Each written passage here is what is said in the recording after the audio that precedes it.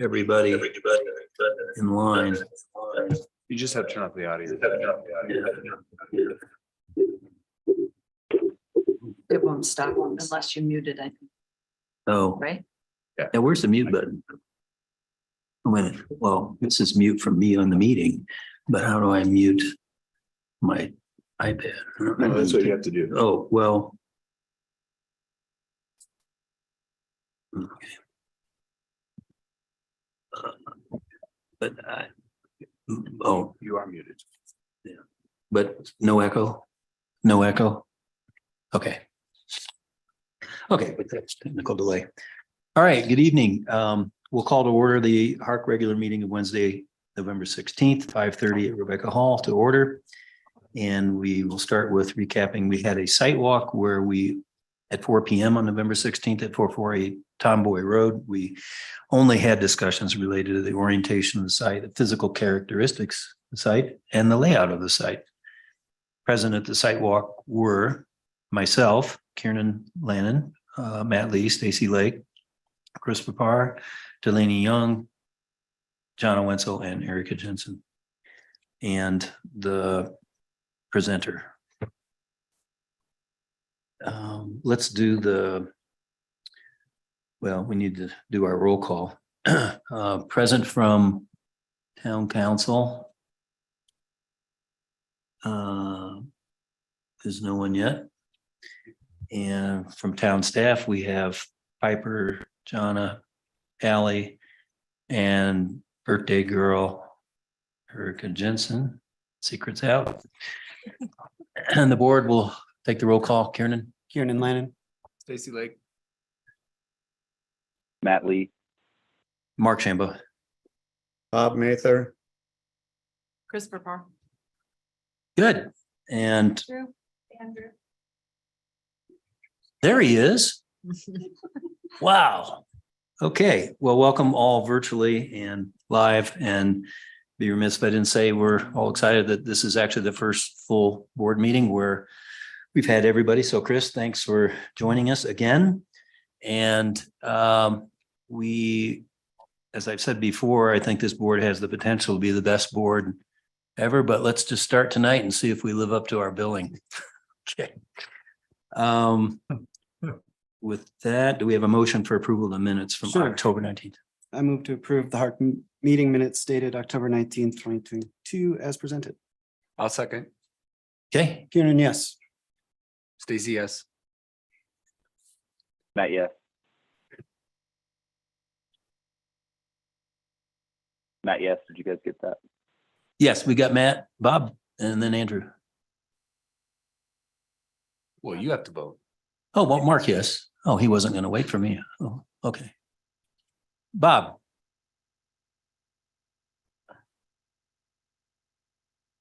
Andrew, yes. Bob's got his hand up on the Zoom screen. okay. Good. Okay, the minutes are approved and we'll move on to staff announcements. Jonna? I had a comment Oh, go ahead, please. on the last page of the minutes, or second to the last page of the minutes, excuse me. Can you hear me? Yes, Bob. It says on page 6, motion based on evidence, blah, blah, blah. Friendly amendment, Commissioners Landon and Lee accepted an amendment to the motion to include the following statement. And then all it is that, revised plans incorporating the conditions of approval, which is normal, I believe. At the end, I didn't see anything that looked like a friendly amendment. Because it was read after the second was made, and Ally requested that it be documented as a friendly amendment. Could you hear that, Bob? It was after the motion and then the second amendment was made. Okay, but it doesn't say what the amendment was. That's what the amendment was to add that statement. Oh, It was just done out of order. yeah. So. Okay, it was I get it now. captioned- It just seemed odd. Something was missing. Thank you. All right. You're welcome. Told you, Shamby. Okay. Jonna, Okay, thank you. First, I have presented the draft 2023 HARC meeting here to you again. It's the same as we looked at last month. Same dates, third Wednesday of each month for the board and the Friday following the third Wednesday for the chair. If there are no changes or issues with this, it would be preferable if you would make a motion and vote on it. There's no change from the last one. No right? change Okay. from the last Right. one. It's third week, wherever possible. So do we have a motion? Accept the calendar? I I'll move, make- I so move. Oh, Bob did. Bob? I'll second. Okay, we have a first and second. Kieran? Kiernan, yes. Stacy, yes. Matt, yes. Mark, yes. Bob, yes. Great. And next, I wanted to mention that yesterday at the town council meeting, town council approved the first reading of the land use code amendments that we've been working on for the last few months without any changes, and it will go to second reading on December 13th, second and hopefully final reading on December 13th. And then those changes would likely be implemented right after the first of the year and would affect any existing applications and of course, any new applications that we get. This will be exciting.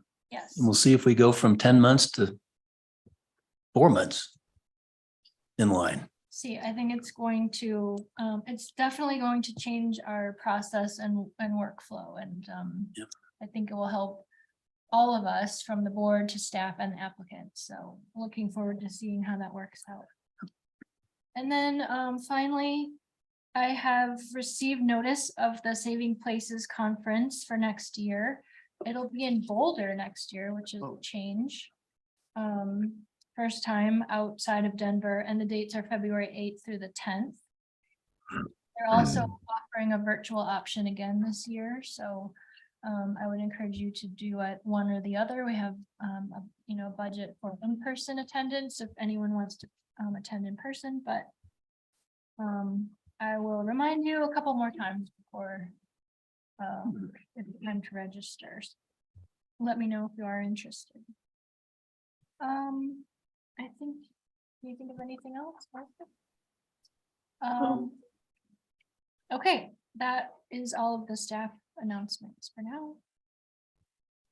I have a question while we're all gathered.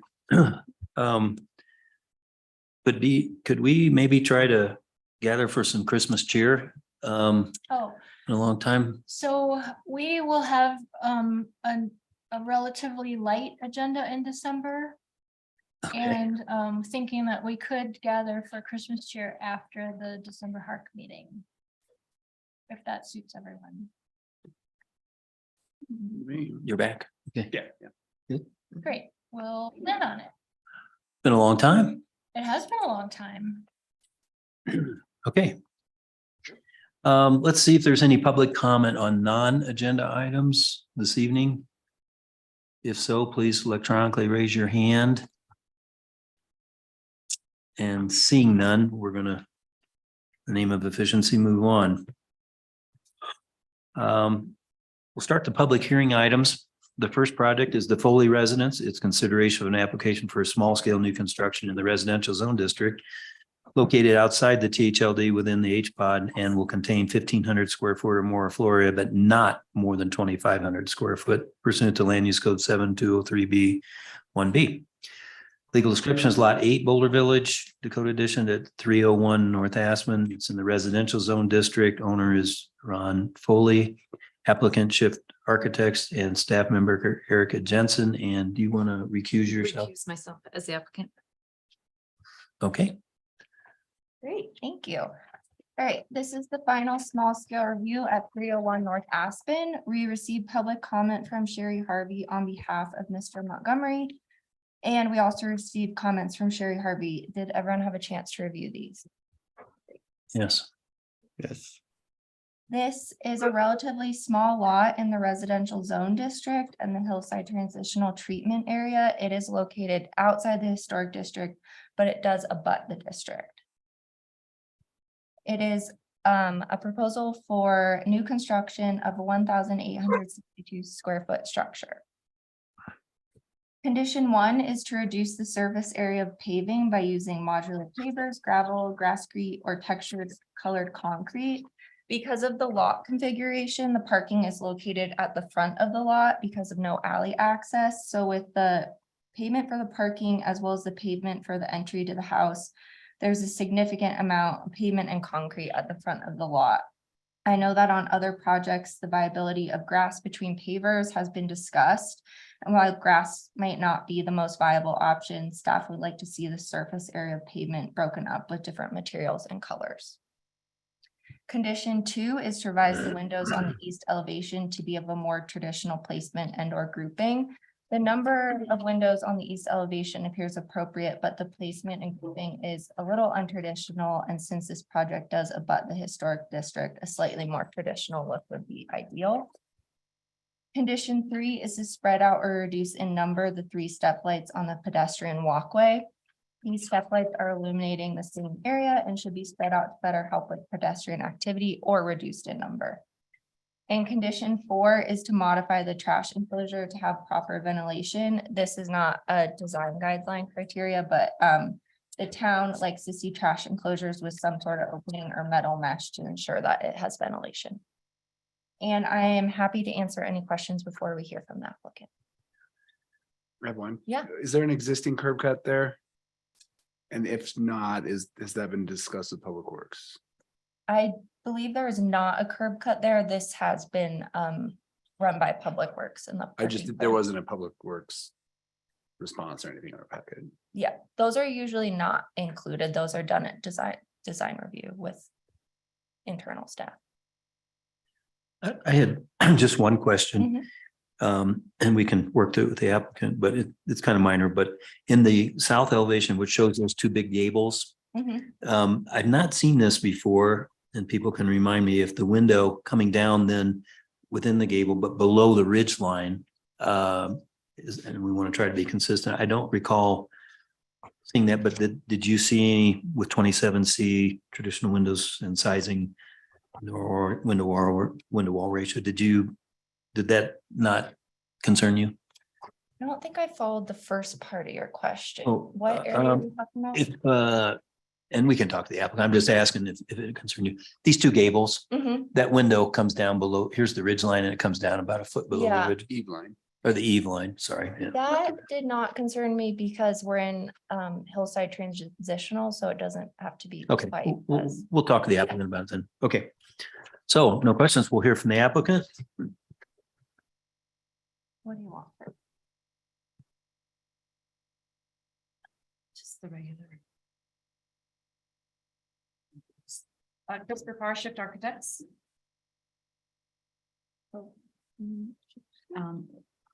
Address the one condition. Perfect. So we read through the notes from the neighbors, from Sherry, as a representative, and we're in agreement with, providing driveway, maybe some patch of grass where the parking is. It's easy. It's a really small lot. And then, with hopes of having some sort of snow melt out there in front. Their also concern was, with the bike parking, and there's really not any other place to put the bikes out there.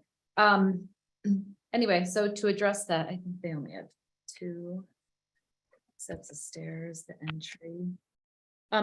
And I just want to note that the height of this house is based on this floodplain, so our first level has to be 3 feet above, which gave us a basement that we can't have anything but storage in. Just so there's no livable down there due to the floodplain.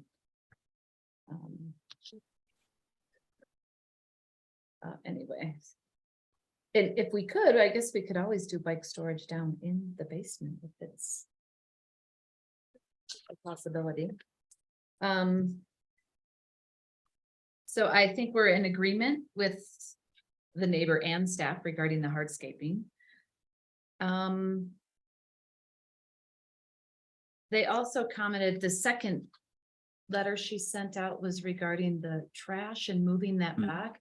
Listen, we want to move it back as far as possible. My first submission had it up front, like we had seen over here at those new homes by the elementary school.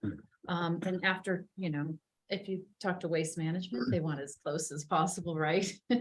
So, yeah, we're happy to move it back. This was a secondary submittal with their input. I would like to go with the elevations just to discuss we have some program. Anyway, again, tight space.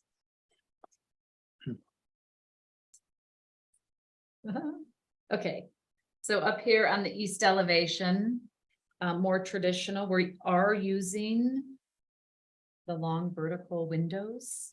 So I would like a little bit more feedback on that east elevation as modification. And then what was your fourth one? Sorry. Trash enclosure, that's it. And we will go down it, hopefully we can do 2 step lights in that area. It's no problem. So I would love some feedback on that east elevation. Well, if I can comment, I'll happy to comment. Oh, we were in questions, Bob, first. Oh, yes. But questions for Chris? Yes, go ahead. Well, I have, on the facade, I think part of the issue is that the placement is not particularly symmetrical. And that may be the issue of the more traditional placement of the windows, more lining them up as much as you can. I do have a question about the second entry. I know it was raised by one of the letters. It seems to have as a significance, same significance as the primary entrance on the first level. The door is a full light door. I was wondering if you could comment about I guess, is there a precedent for having a door to a basement like this in this area?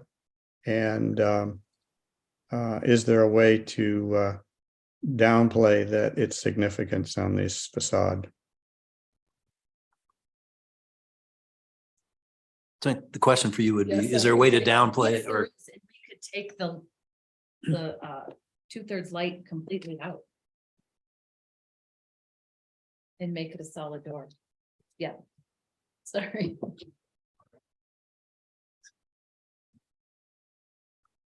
That's all the questions I have. Okay, thanks, Bob. Other questions?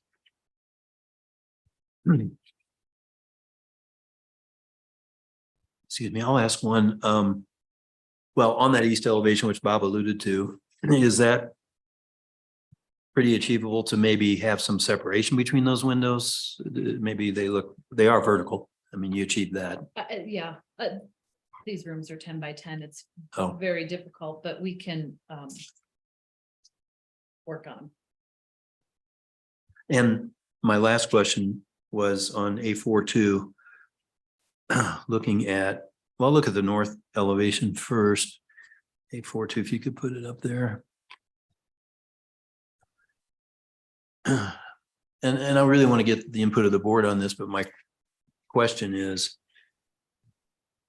on the north elevation, the comment I made previously that the windows are above the eave height along that visual line, but then when you get to the right side of that, then that one protrudes down past the eave, as do the south elevations. So my first question on the north is, and we'll see what the board says, but before we lose you to comments, is that something that's achievable if the board felt that it was more compliant to be not protruding down at least significantly past the eave height? Reducing the windows? Well, to almost match what you have on the left side. This is the question. Yeah, the smaller windows you're referring to. Yeah. That would be your preference. Yeah. That's a question. Yep. And, okay, and but the same thing on the south elevation, that's easily achievable? It is. They were slightly, okay. Yeah, Do you know how, I mean, maybe, that plate height up there, I think it's not much, yeah. How, 5 feet. how many, what's that dimension as it protrudes from past down through the eave? Just roughly, is that My guess is it's 12 inches. a below foot? the eave. Okay. All right, well, we'll get some dialogue. I wanted to get your feedback Okay. first, so, It's achievable. okay. I think it makes the dormers look a little better with larger windows. I would Yeah. almost prefer to keep the larger windows, but reduce them in size. Ah. And make them look like a dormer window versus matching the windows that are on the first Yeah. level. Okay, other questions? No? Okay, Matt, Andrew, no questions? Okay. So let's hear from the public. And if there's a public comment, please raise your hand electronically. We have no public in the room. And I don't see any public comments, so we'll go right to deliberations. As the three condition, or excuse me, the conditions written before, everybody good with those four, and particularly Bob had addressed concern about number two, that it might be just more placement or grouping, and but 1 through 4, are we good with those, and any comments on them? And anything else? Yeah, I can start off. Mark, 1 through 4, chef's kiss and all that jazz. But just to get ahead of your question about the window, TH, we don't, HARC does not review window design divisions or frames. So it's the first one here, TH 27. Oh, well, I'm on 27, policy 27C within Hillside Transitional, the one that Erica quoted. Mhm. And the placement and grouping should be similar to that seen historically. Yeah, but What's the one you just? read? it's the first line in the intro. First line, HARC does not review window design divisions or frames. I know it's a little confusing, but if Hmm. I didn't see what your suggestion was as I think grouping. if I can Yeah, jump in, Please. I think what that first sentence is describing is that HARC does not review windows to be of a traditional historic like Mhm. construction Mhm. or et cetera. Mhm. But then, yeah, to Mark's point, down in C, placement, grouping. Yeah, no, I understand. I was just trying to understand if your suggestion was more related to the design or the Mm. placement, because well, maybe I really meant light spill. design, so. Really meant light spill that's in the first paragraph. No, which I couldn't support based on design. okay. So. Are you talking on the east or the north? I'm sorry. We were, Bob, on the south elevation and the north, Okay, because which this. we had some dialogue with The- the applicant, and actually, whether we agree or not agree, I think that the applicant suggested a change which would, if they're good with it, would under the name of, it still says though, and C, groupings and placements. And the placement in a dormer is what really I was thinking about, but if it was really the same size and moved up a little bit, then we don't have to do anything if they were amenable to do that. So I don't think we have too much disagreement, but Matt or Andrew or Bob, any final comment on that south elevation in particular? And that window in the gable, which is what we're on right now, which seems to be the last issue. I agree with the comment that Chris made of just reducing the size, and they could all be in similar proportion. The condition number 2, those referring to the placement of the windows on the east elevation. I know we're having multiple conversations lumped Yeah. together. Yeah. Well, number 2, let me just throw out there, would a separation of windows, it's only a 10-foot room, but get some space, does that help it look more traditional? Or are we good with it? That was Erica's condition. But generally leave the how to achieve that up to the applicant personally, but Okay. So we'll I just leave agree. it. leave it as it is, as it's written. Yes. And then, but Bob, back to the south elevation, which, you know, I'm really looking at the placement part of 27C, the placement within that. Mark, I gate think you mean don't you mean the north elevation? south and north. It's the same situation. See the windows going down below the eaves. But again, I heard the applicant come up with a solution that I was fine with. So I mean, Well, looking for any other comment. if I'll it's worth weigh it. in on that item separately from the other one. It doesn't bother me one lick. The way it those- is. That those sills are below the eve line. They're unrelated.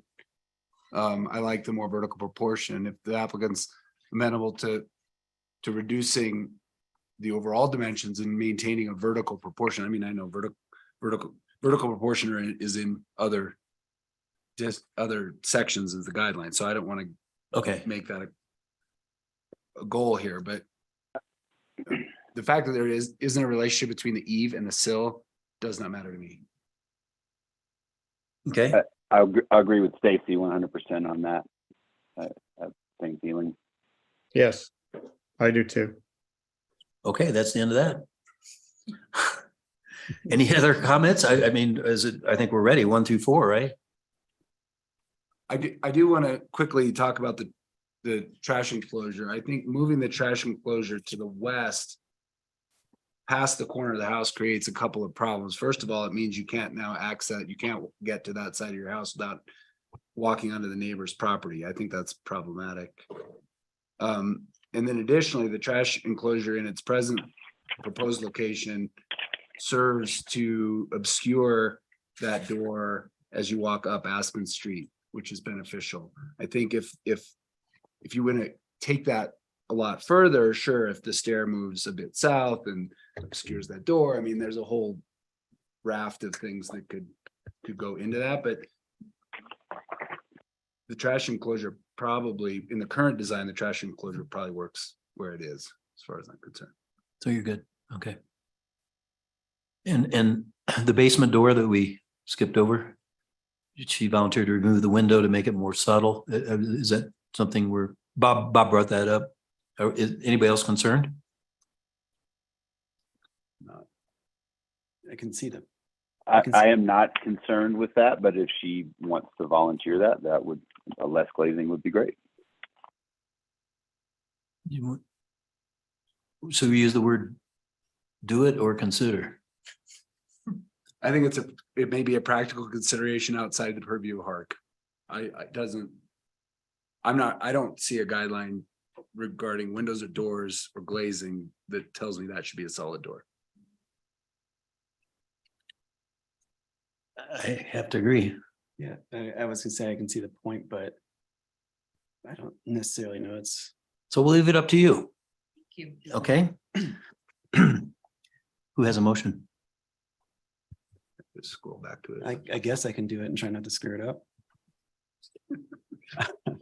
I move to approve the small scale application at 301 North Aspen, Lot 8, Boulder subdivision PUD, based on the findings in the staff memo dated November 16th, 2022, with the following conditions 1 through 4 as stated.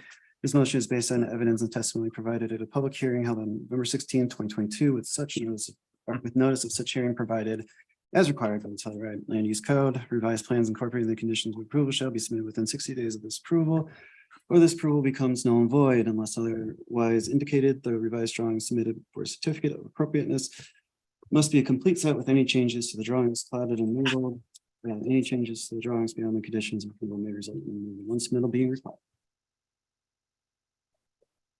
I'll second. Okay, Stacy second. Let's vote. Kieran, yes. Stacy, yes. Bob, Matt, yes. Bob and Matt, yes. Mark, yes.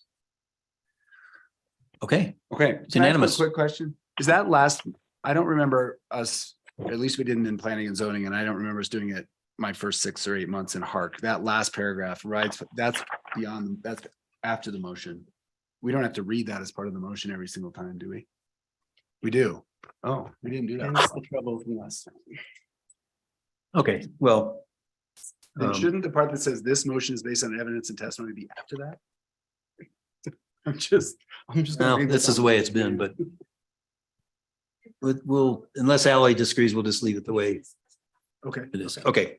All right. Well, good luck with the project. Let's move on. Our second public hearing project tonight is 214 South Fir. It's consideration application for final large scale addition to an existing building in the commercial zone district, which will increase the structure's floor area by more than 25% and result in a building which will contain more than 5,000 square foot of floor area per land use code 7203A4. Legal description is block 8R, block 23, town of Telluride at 214 South Fir, commercial zone district. Owner PLK West 2, Colorado LLC, applicant Alpine Planning and Tommy Hine Architects, staff member Jonna Wenzel. Jonna. Mark, Yeah, I am recused. recused for conflict of interest. Thanks, Stacy. See you in a bit. I'll be in agreement. So this is the final large-scale review for this project. The preliminary application was reviewed and approved on September 21st. You may recall we did a site walk on that day as well at the site. And just to refresh your memory, the site is located on the east side of South First Street between Pacific Avenue and San Juan. Directly to the north is the supporting house that is to be demolished and reconstructed. And across the street are the transfer warehouse and the strong house. Currently existing on the site is a non-contributing with qualifications house, a non-contributing with qualifications shed, which is at the northeast corner, and a non-historic, non-designated garage, which sits a bit south of the house. There are also several large trees on the site, including the large spruce tree along First Street, which we will discuss a bit in a moment. So the house, the non-contributing with qualifications house, is to be preserved, repositioned to the north about 3 feet, and raised about 2 feet. The non-historic shed addition on the south side of the house is to be removed. And then the non-contributing without qualification shed is to be repositioned to the north and east property lines and used. The non-designated garage will be demolished and a new commercial residential building will be constructed to the south of the house. So the conditions of approval, preliminary approval from September 21st, were to provide greater stepping down to the alley, particularly as seen from the north side. At the last review, the decks were stacked. This east wall was flat. And since then, they have set back the upper deck to 9 feet, an additional 4 feet from the lower deck to help provide that stepping down to the alley that is required. Condition number 2 is to clearly define the primary entrance, i.e. with the recessed entry consistent with warehouse commercial design guidelines 14 and 34. Previously, the primary entrance to the commercial space was significantly recessed. It wasn't at the sidewalk. So they have added a commercial entry at the sidewalk, which helps define the primary entry and is consistent with those design guidelines. Condition number 3 was to indicate the location of on-site gold bicycle storage and parking. They've added a bike rack here at the front First Street side of the project. And condition number 4 was to ensure that the solar panel racks and frames are non-reflective. That still applies. That will be retained as a condition. Condition number 5 was to limit the movement of the historic structure to 4 feet to the north. The previous proposal was to reposition the house about almost 5 feet to the north. They've 4 feet to the north, and they've reduced that to 2 feet 11 inches shift to the north. So that provides a 4-foot setback to the property line and a 5-foot setback to the house to the north. And condition number 6 was to provide an evaluation from an arborist to examine the spruce tree for survivability. So this evaluation was provided to you after the packet was posted. And I sent it out to you via email. The evaluation provided by the arborist says that the tree is in good health and will eventually die if the structural roots are damaged on the tree due to the construction. There's been a lot of discussion about the preservation of this tree, both with this application and that for 208 South First Street next door. So a new condition has been added to the proposed motion that addresses the tree, which I will get to in a second. First, I will talk about the other new conditions. The first new condition is to reduce the glazing at the west facing third level of the south module. The glazing on this side seems to be especially concentrated at this area at the southwest corner. Condition number 2, again, was to ensure that the solar panel racks and frames are non-reflective. Condition number 3 was to provide an evaluation from an arborist. Again, that was provided to you. And I've added these conditions again before we received the evaluation. So HARC will need to decide if you want to keep these conditions, but number 4 is the spruce tree shall be protected during construction, consistent with the land use code section 3-505I, which talks about protection of trees during construction. If the tree cannot be saved, a tree removal permit shall be required along with any applicable tree mitigation required by the land use code. Condition number 5 is on upper level decks and terraces. Replace the can lights with step lights, except required by building code. There are a few can lights proposed on the upper level decks that I believe could be step lights and should be step lights. Condition number 6 is to reduce the number of can lights at the front entries and garage doors so as not to use multiple fixtures to light the same area. Again, there's multiple fixtures at the front here, can lights facing down, and then also several at the garage in the rear that I think could be minimized. Condition number 7 and 8 were retained from the preliminary approval that have to do with demolition. The demolition for the existing structure is subject to approval of the final large scale redevelopment plan, which we're reviewing tonight. And any materials of the existing structure should be offered for sale or salvage. So with that, I'm happy to answer any questions. I believe Chris Hawkins is here representing the owner. Okay, questions for Jana? Seeing none. Let's hear from the applicant. Thank you. Good evening. Can you see my screen? Not yet. Not yet. Okay, thank you. There you go. So there's only really 2 conditions we want to talk about tonight. Unless you had questions or concerns on the, concerning the stepping or things like that, we're glad to talk about them.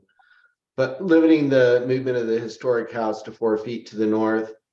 The historic structure movement is now proposed at 2 feet 11 inches as shown on sheet A1.3.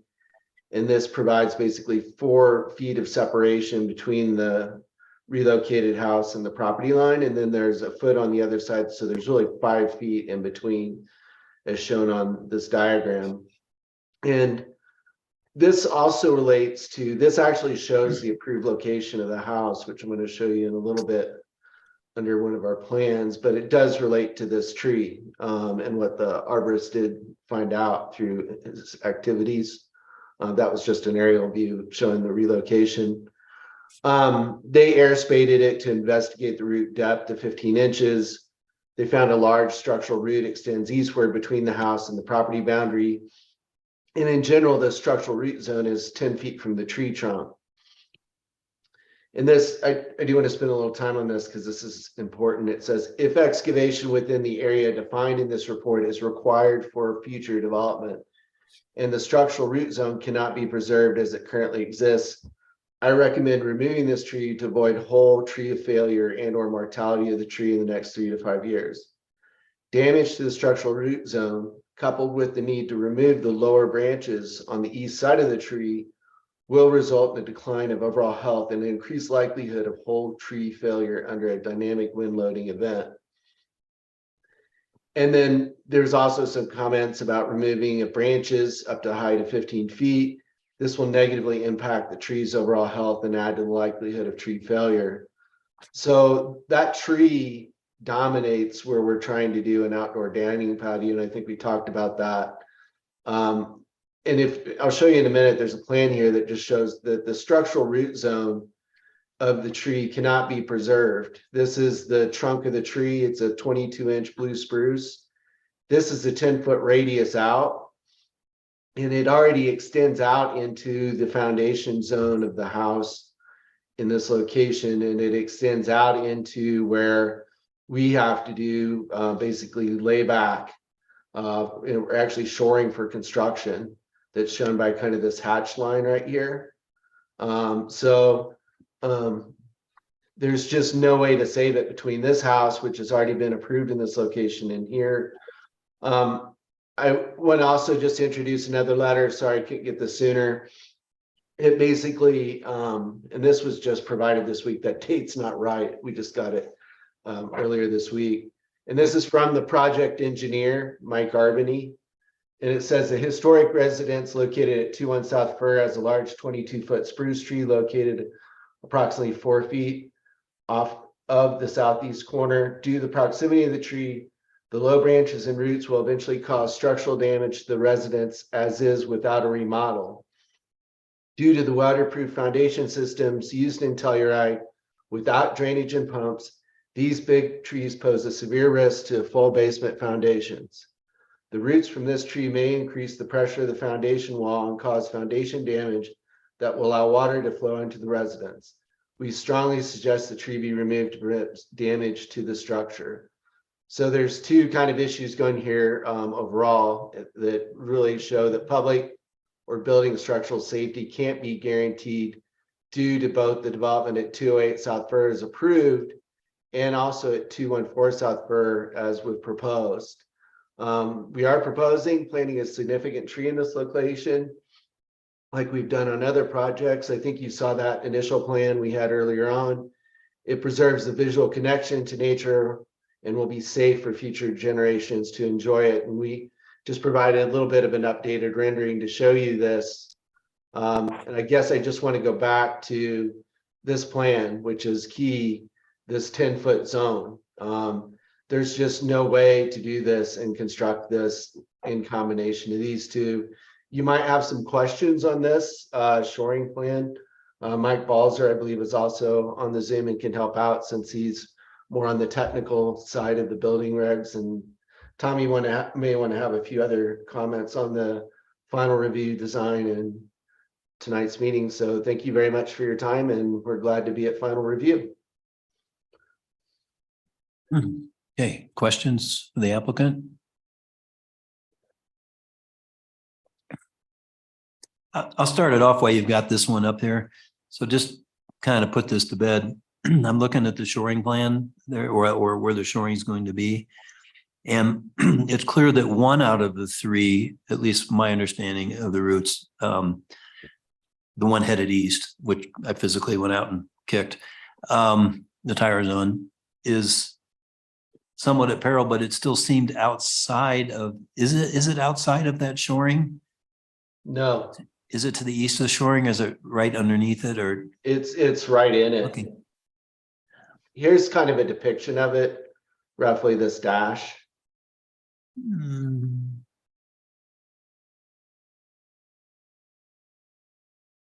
You've obviously seen it in the field. I didn't see any photos of it. So, but the key is the shoring here. One, we have to excavate. This is going to be a crawl space up here. And then you have the foundation here where you have to be 5 feet back. But more importantly, this is the approved location of the house on 208, which is well within that structural root zone. So they're going to have to excavate for this as well too. Yeah. Okay, thank you. Thank you. No other questions, I guess? Okay. Let's hear from the public. Any public comment? Okay, thank you. There's no other public comment and we'll go to deliberation. Who wants to start on 1 through 8 as written? And if there's any new ones to consider. Mark, this is Matt. I'm good with 1 through 8. I guess conversation about the tree, we'll decide if 3 and 4 need to be included or not.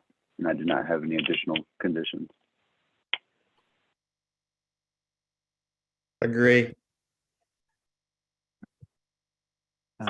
Yeah, I guess kind of similar. Considering they provided the evaluation, 3 probably could be stricken, but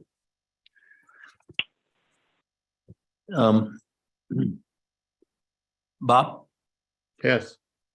you good? Yes. 1 through 8, okay. I would bring up one more question for the board. They've done a great design working around this space. On the backside, stepping down to the alley, I think it's 4 feet further recessed. I just asked the board when I looked at that condition again, of course, I mean, the alley standards are clear to step back. It doesn't specify, you know, we are in commercial. So is that enough step back, I guess is my question in everybody's mind to comply with the alley standard setback 4 feet? I would agree. I agree with it. Okay. All right, and then my last comment on the tree is I would support Jonna's condition. And I know there's a pretty solid case there and I understand that, but and I deal with this stuff all the time and more recently actually, but I just think 1 out of 3 may have a chance, but the way it's written, try to preserve it. And if you cannot, look, I agree if that third, oh my, that thing is 8-inch diameter almost. If it has to be severed, then I'm sure you'll have approval to pay $30,000 and remove the tree. It's the last 22-foot diameter tree in the warehouse. I guess that's the thing that I'd encourage us to accept Jonna's condition and see if they can or can't. yeah, I think it should remain. Number 4 should remain. My question was, number 3 was just providing the evaluation, which is what So they did, yeah. which they did. So it's a minor thing. It could go, but yeah, number 4 Should should we leave stay. 3 in or I don't, they already did it, but Doesn't matter to me one way or the other. I don't know why I'm. I don't opening care. my mouth. okay, do we have a motion for approval? I'll make make- a motion. Go ahead. I move to approve the final large-scale addition at 214 South First Street, Lot 8R, Block 23, Town of Telluride, based on the findings in the staff memo dated November 16th, and with the following conditions. 1 through 2 as stated, strike number 3, 4 through 8 as stated. This motion is based on evidence and testimony provided at a public hearing held on November 16th, 2022, with notice of such hearing provided as required by the Telluride Land Use Code. Revised plans incorporating the conditions of approval shall be submitted within 60 days of this approval, or this approval becomes null and void. Unless otherwise indicated, the revised drawings submitted for a certificate of appropriateness must be a complete set with any changes to the drawings clouded and labeled. Any changes to the drawings beyond the condition of approval may result in more than one submittal being required. Kieran will second. Okay, Kieran, yes. Matt, yes? Mark, yes. Bob, yes. Okay, it's unanimous. Good luck with the project, gentlemen. All right, thank you. Have a good Thank you, holiday. guys. Hey, Mark. Oh, go ahead, Chris. We're gonna, No, I just said have a good holiday. oh, yeah, have a great Thanks for holiday, the- everybody. And Mark, Say Chris, yes. Sorry, I thought. I it was- love the new park, you guys. This is Oh. beautiful to watch. Beautiful to watch, gentlemen. Andrew needs to say, He's Bye. first, right? Yeah, he's first. Andrew is first to say yes. not everyone said, not everyone voted. Well, thank you for the compliment, but do we have a correction? Stacy is recused. We need an alternate to. vote. Which he's before me. Yeah. So Andrew, we need for the record your vote. Andrew, yes. Thank you. Thank you. You were a real difference maker on this one. Okay, so am I voting before Andrew then? Doesn't matter. We need to establish. I'd like to say, I'd like to just acknowledge Tommy and Chris, the in-depth nature they went into trying to understand the root structure and this tree. I think that was commendable. Appreciate it. Appreciate it. Right. Okay. right, Thank guys. you all. The next project is the bank. It's consideration of small scale application for addition to existing building in the historic commercial zone district, which will increase the floor area by more than 25% and result in a building that will contain more than 1,000 square foot of floor area, but less than 5,000 square feet pursuant to land use code 7203B6. And a small scale demolition of a non-rated THS secondary structure within the HPOD per land use code 7203B8. Legal description is block 55, block 5, town of Telluride, 109 West Colorado. It's in the historic commercial zone district. Owner, the Bank Building LLC. Applicant, Alice McAllister Architects, and staff member Erica Jensen. Thank you. All right, we're here for the final small scale review at 109 West Colorado, the bank. The project is in the historic commercial zone district in the Maysville commercial treatment area. The bank is contributing to the district. And since 1986, the town of Telluride has owned an architectural facade and preservation easement on the south 42 feet of the building. The application is for the small scale residential addition on the rear of the bank building and demolition of a non-rated THAS secondary structure. The bank building shows up on Sanborn maps after 1920. As you can see, it shows up on the 1922 Sanborn map. This building was built after the period of significance, but has been deemed individually eligible for inclusion in the THLD. It is unknown when the small rear addition was added, but it is not regarded as contributing to the overall rating of the structure. And the concrete shed on the property that is proposed to be demolished was also built after the period of significance and is non-contributing without qualifications. As a reminder, here are the standards for demolition. The applicant's demolition narrative addressing the standards was included in the HARC packet, and staff has found that all conditions have been met. Condition 1 is to revise the shed roof form to have a flat roof. The one-story garage has a high shed roof that greatly increases the mass and scale at the alley, primarily when approaching from the west. When a pedestrian is approaching from the west, the shed roof form creates a very tall wall plane that negates some of the attempted stepping down. A flat roof would help to reduce the perceived mass and scale and help the building better step down to the alley. Condition 2 is to lower or further set back this third story clear story. The third story clear story is highly visible at the alley and increases the mass and scale and makes it seem much larger than its neighbors. Lowering or further setting this back would help with the perceived mass and scale and make it more compatible with the neighbors. Condition 3 is to reduce the number of windows on the alley elevation, and condition 4 is to reduce the size or number of doors on the alley elevation. Excuse me, Erica, those Yeah. doors, you mean, are there 3 doors down there? As I look at this, There- just to the left of the garage and then Yeah, so there's a entry door and then I believe it's a sliding glass door. as That's a well. slider. Yeah. Hmm. So the number of windows on the alley elevation are rather large, and the guidelines speak to limiting the number of windows at the alley to maintain the utilitarian nature. The proposed windows make this elevation look residential, and the number of doors proposed does not maintain the traditional pattern of doors on the alley, and again makes this elevation look residential. So reducing the number of windows and size or number of doors would help to maintain the character of the alley. Condition 5 is to reduce the number of long rectangular windows on the third story clear story. The guidelines speak to limiting unusually shaped windows to 1 per facade. The proposed clear story has 3 long windows on the east and west facades and 2 on the north and south facades. Condition 6 is to indicate any rooftop mechanical equipment on the roof plan and ensure it complies with the maximum height. Condition 7 is to provide more details on the trash enclosure and the proposed materials to ensure it is secure.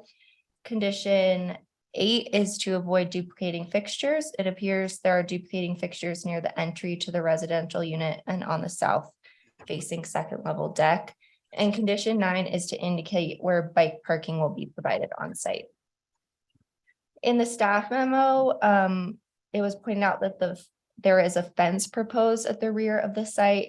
It is made from steel and wood and sits on a board form concrete base. Fences like this are rarely seen in this treatment area, and why allowed per the design guidelines.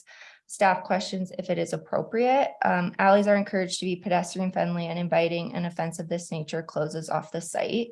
Staff encourages HARC to discuss the use of the fence and if it is appropriate. I have included some examples down on the bottom of the screen that show fences in this treatment area. They are usually lower and much more transparent, allowing visibility into the site.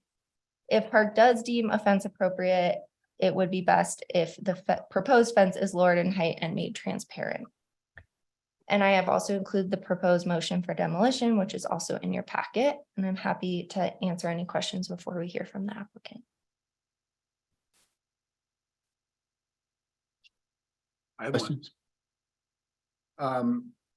I did look in the land use code, the definition of a restaurant is not there. Is a cooler and calling it a cafe sufficient for this to be a restaurant and therefore be exempt from a parking requirement?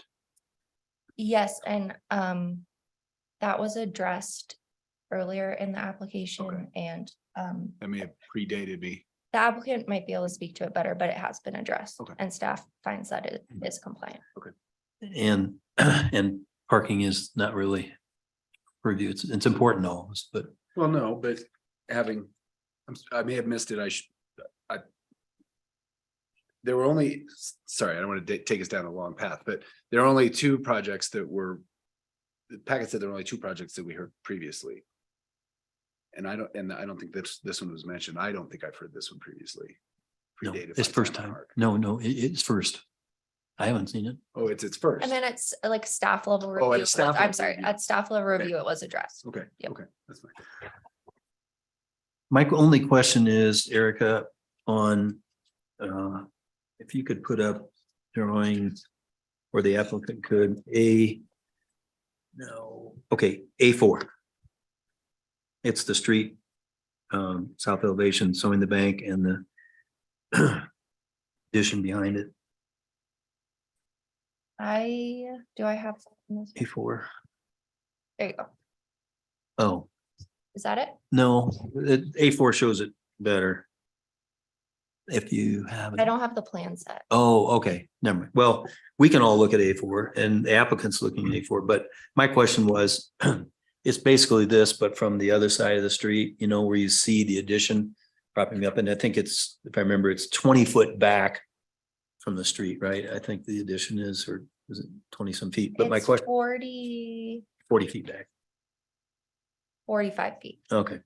So my question is, because it's 45 feet back, is that the reason that you felt they're 7 inches under the ceiling height, the roof allowable height of the building? But when I look at the A4 drawing we have, it just from across the street looks so pronounced. 4.1. Oh, it's 0.1 missing off the It is. plan set. It is.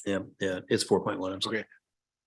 And so it's across the street and it just looks so tall. And I guess that was my concern. A question was, did that not concern you because it was 45 feet back further in? And this picture doesn't do it justice because it's like in the middle of the street, but A41 is pretty, Yeah, I think because it's at 45 feet back, but also I think this view might be slightly misleading. I don't on know. the drawing? I Well, think it's an elevation view. You'd never perceive it from that. that's not how it will look from across the Look at street. 4.4. Okay. Oh, okay, thank you. No other questions? Geez, you got off easy. Then let's hear from the applicant. Oh, wait a minute, Matt has a question, but he's muted. Somehow I got muted. My question is sort of related to yours, Mark. I'm looking at the different elevations and drawings, and I can't tell how tall the building to the west of this building is. There's some lines on some of on A 2.4 that I can't distinguish if the building to the west is significantly higher than this proposed building or what? I mean, Erica, can you shed any light on this?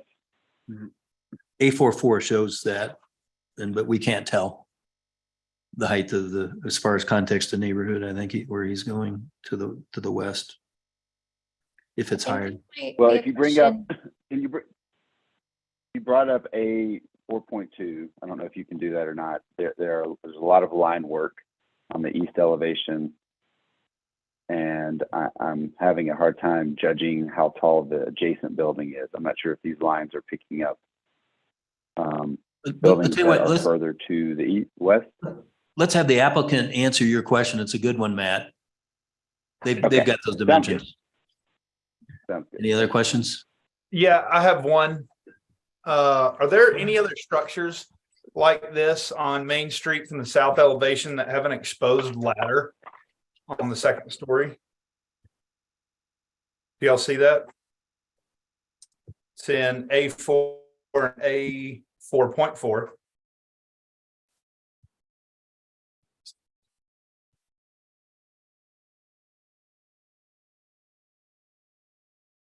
I don't know. There's a ladder on what looks to be on the east end of the second story level, or third, I guess.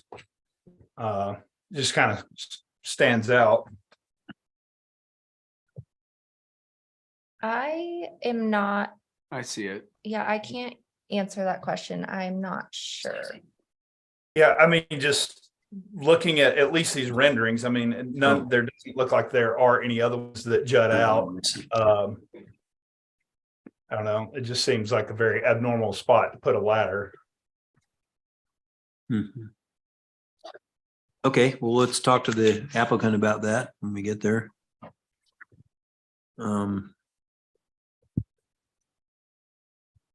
Good question. Okay. All right. Well, let's hear from the applicant. Thanks, Eric.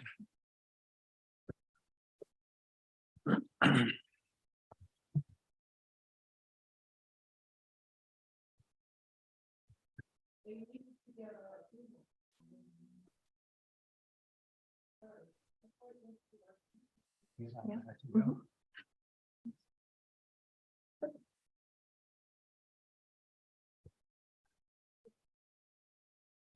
guys ready? Good evening. Thank you very much. And please remind me if I miss any of the questions as I go through this. I'm going to try to get them all, but I'll forget them. And thank you, Erica. I think she's done. I'll try not to repeat what she already said also, which is difficult to do. So this is the Telluride, the Bank of Telluride building, and we've been referring it to the bank project. Its location is between First Street and, sorry, let me minimize this because I can't see what I'm doing. Between Fir and Pine Street on the north side of the block.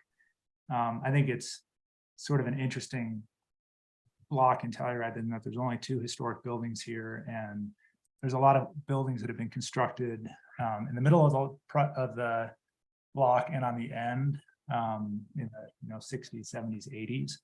So it'll be interesting to see how this block kind of develops over time.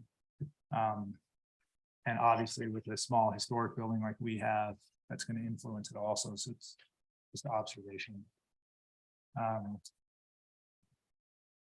So as Erica noted, this building was built in 1920. It had a short life as a bank. It actually only was a bank from 1920 till current. You're gonna get me on this. I know your history is still good.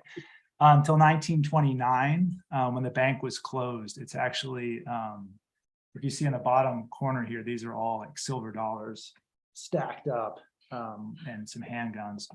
sort of a fun reference of history, but the story is, or the history is that one of the owners, Wagner, who started the bank in 1920, closed it and was able to pay back all of his debtors in the Telluride area before he closed the bank, like 2 months before the collapse of the market and the beginning of the Depression. And the story kind of continues on to say that he did that using money that he kind of swindled out of a bunch of New York banks. So I think he went directly to. Great Wagner. Yeah. He was in a different jail than our local jail, I don't think he was in our local jail. I think they took him Yeah. somewhere federal. the big house. Yeah. Okay. So short life as a bank. And as Erica said, because it was built after the period of significance, they put at some time, the town worked with the owner to put on that facade easement that is 24 feet deep on the project. I think we've been treating the building like any other historic project in town. That easement's a little bit odd.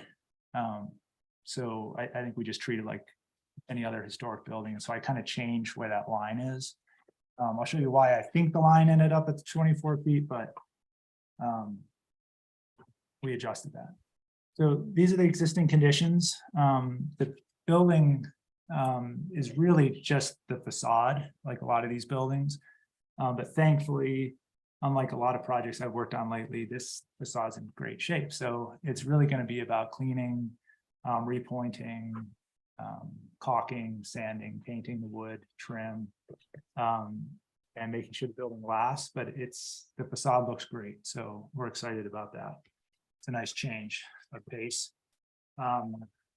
These are some images that I'll probably point to again. This is where that shed is on the back. Really what it is a retaining wall that's holding up probably the flood debris. And then they put a roof on it and then they put an end wall on it. So it's kind of a bunker of sorts. And this is a picture of the rear standing on that roof, which please don't do. But standing on that, taking a picture down there, this back section where this red wall is, I believe is really where the end of the historic building was, along with this brick chimney that I think is primarily historic, but questionable. So I'll show you where that is in plan. So these are the existing drawings. This is a basement drawing. I just wanted to show it to you because right now that is a slab on grade that was probably earth before, but that is now the existing first floor level because you come in off the street and you go down. They made it into a split level. And this section here is where 24 feet happens, and that's where they built a crawl space under the back and probably rebuilt most of the back of the building. So that's where I think the 24 feet came from. But on the main floor in this area, I was able to find some old historic brick, at least I think it is. So, and that's where the chimney is. So it sort of makes sense. So that pushes the building back to 47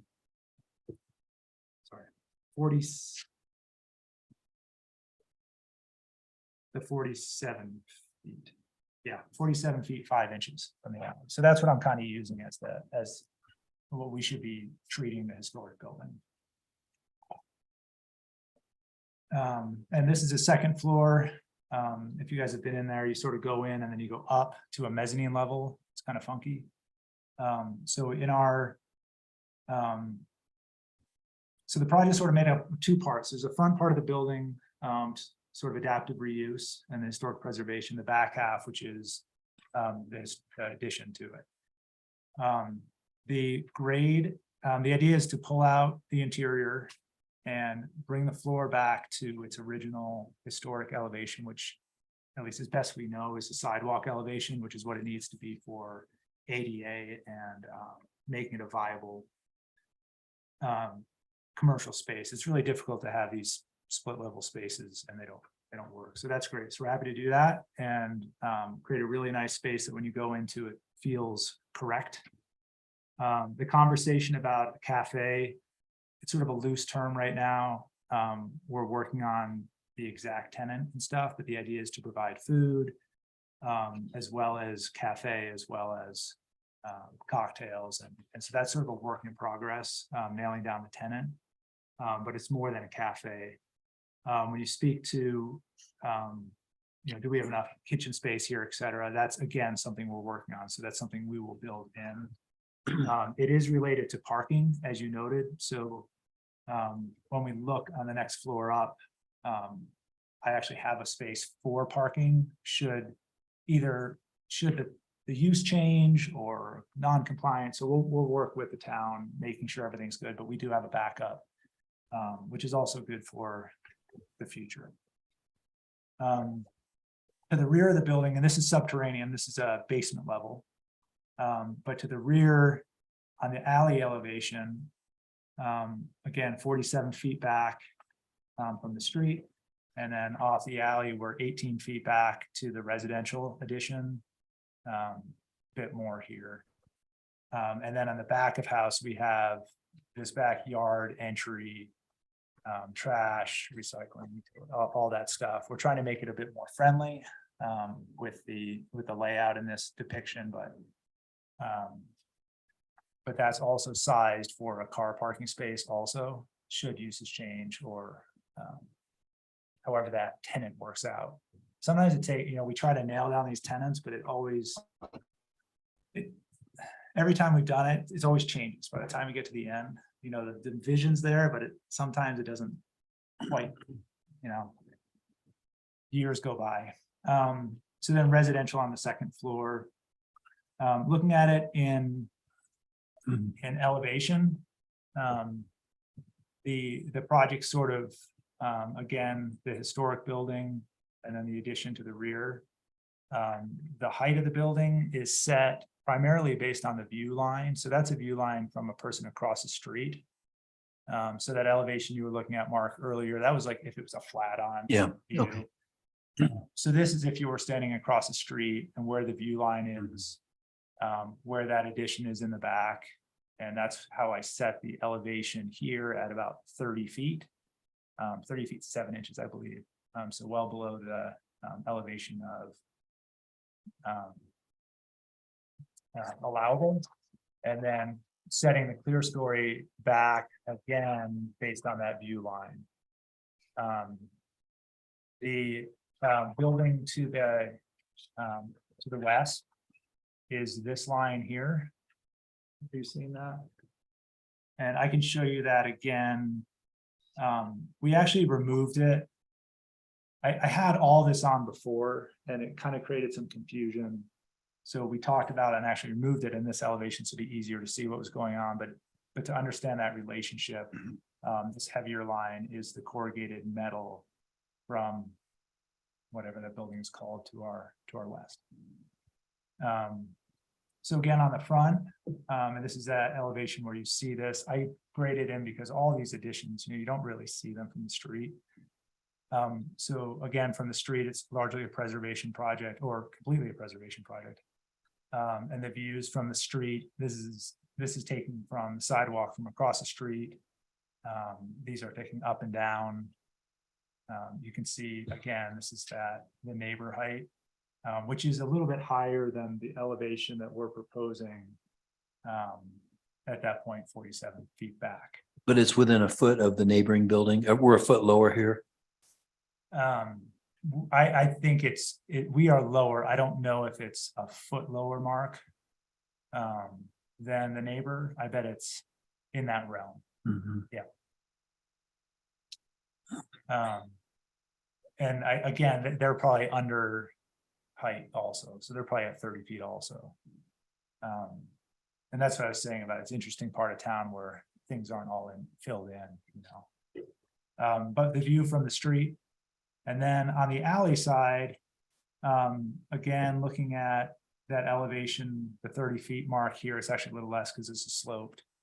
And then stepping down to a 1-story element with the shed and then stepping down to the street. The conditions for the clear story, I think I can work with that and resolve that. So I have no problems with it. And then the views from the street on the sidewalk, or sorry, from the alley. This is where we all walk, so I think about it. On the fence issue, just to hit on that quickly. It started because on the side property line, sometimes we get into trouble where the neighbor's elevation is just that much lower. In this case, there's actually you go up the stair and then down a stair. So we kind of get into a code issue where we need to have a railing. And I wrap that around the front of the project also, just to kind of clean things up. I'm happy to look at that as being an open rail. I think we do see a lot of these, or we're seeing more of it as these alleys get nicer. They're getting paved, not all of them, but this section is actually partly paved. I think our alleys are becoming nicer and nicer, and just a way of warming it up a little bit. If you guys find it to be inappropriate, I'm happy to comply with that. We would still need it on the side, but I do think it could be nice. And we do see a lot of that kind of thing with trash enclosures that are nicer trash enclosures than we used to see.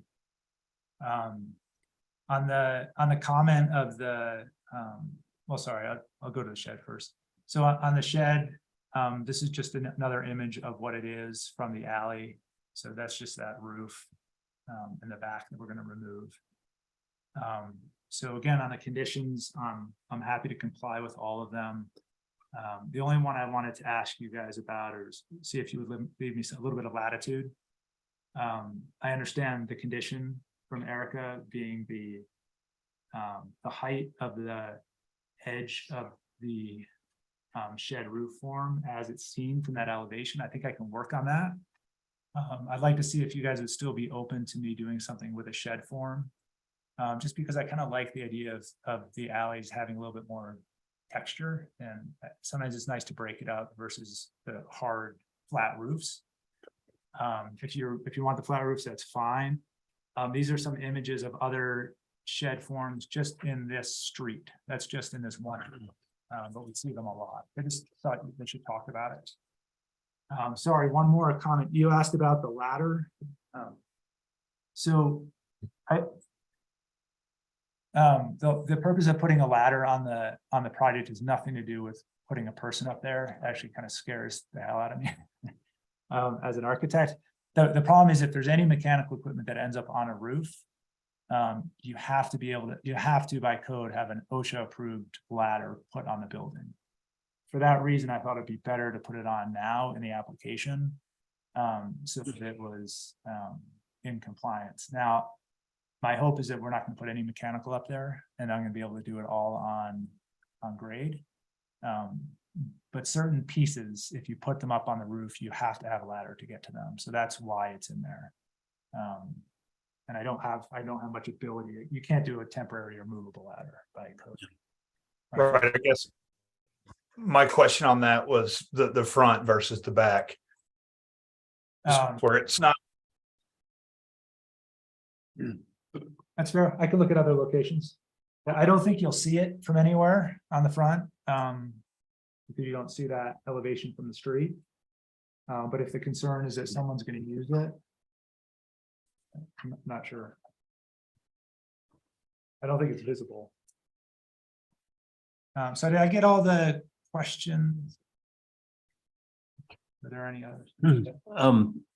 We have a recommendation from staff to approve. Can you go back to I only have one question, to condition 2, the most major impact here on massive scale, to lower or further set back the 3rd story, and just share with the board what your solution might look like, since if we approve it, we won't see it. Well, I'll see it, but they won't.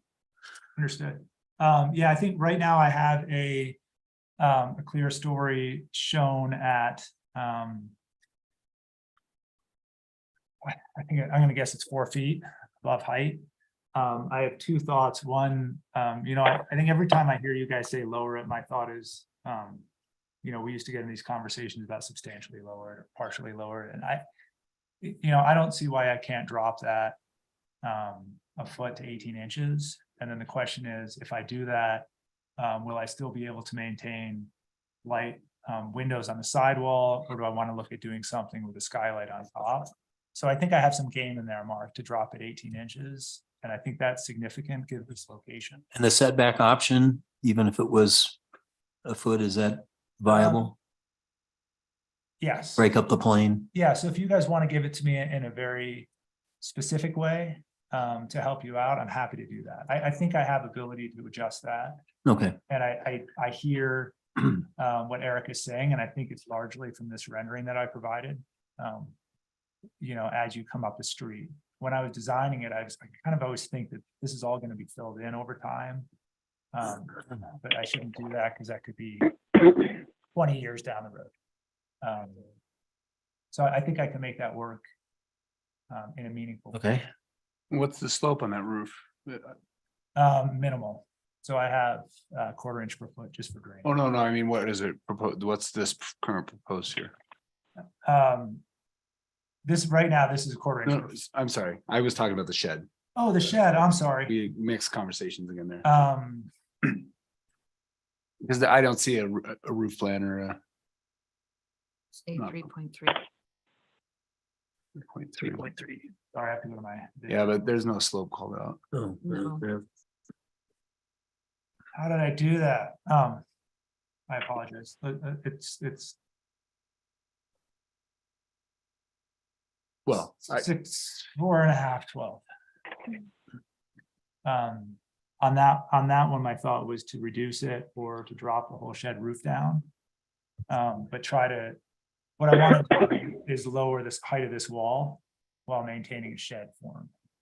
That's what I would like to make an attempt to do. Because of drainage and not wanting to dump on the neighbor. I don't want to do that, but I think I can get this wall down. Keeping that a similar shed form, but get it to happen down in this range, which would drop that a couple feet.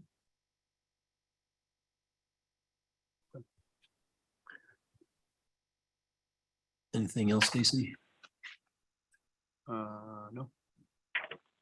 Any other questions? Okay. Let's hear from the public. Any public comment, please raise your hand electronically.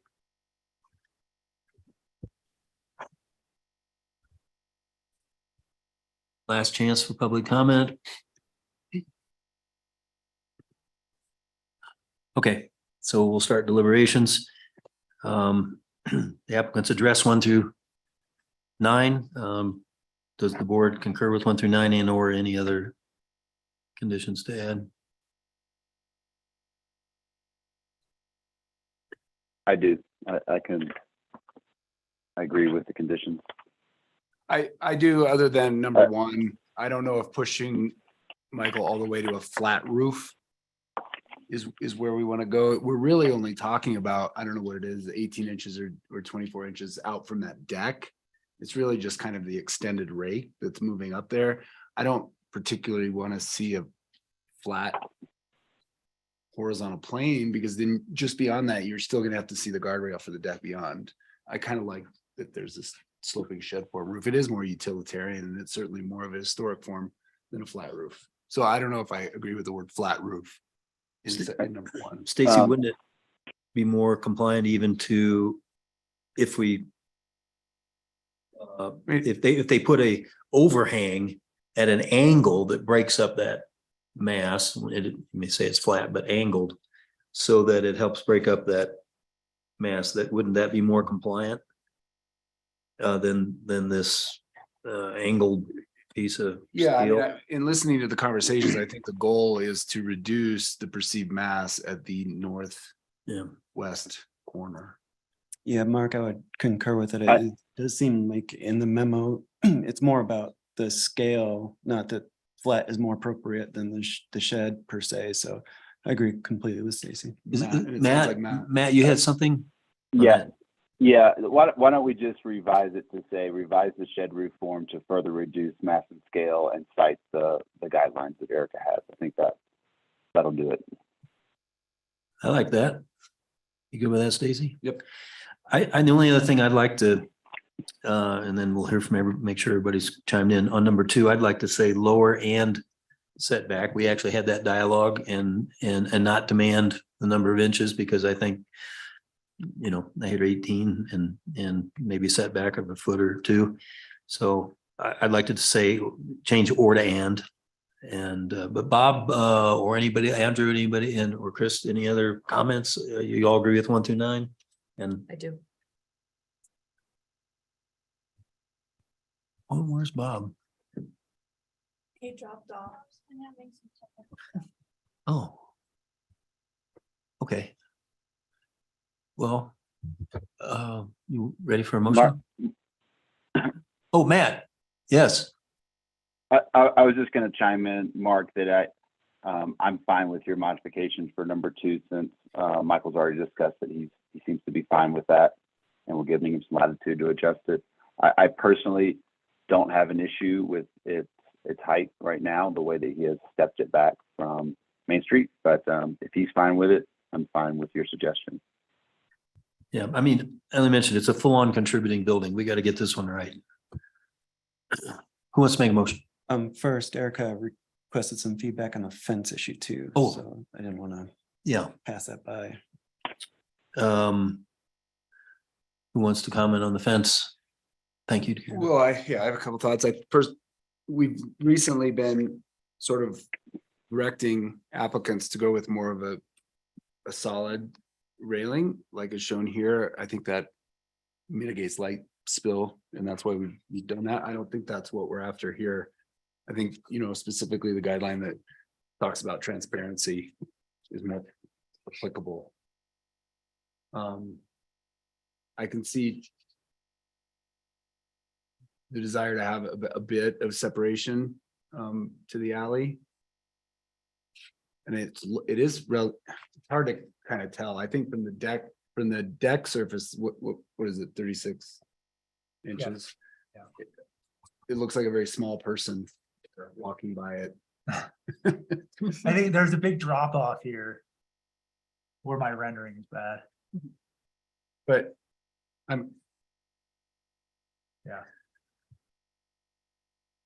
It may be rendered a little higher than it should be. I guess that's the question, is making it a bit more transparent.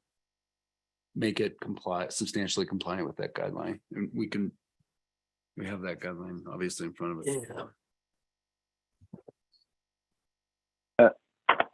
From this view here, I would say that having it a solid guardrail helps to sort of reduce the perceived mass and scale. The building starts to step, or at least the mass and form starts to step more quickly at the alley.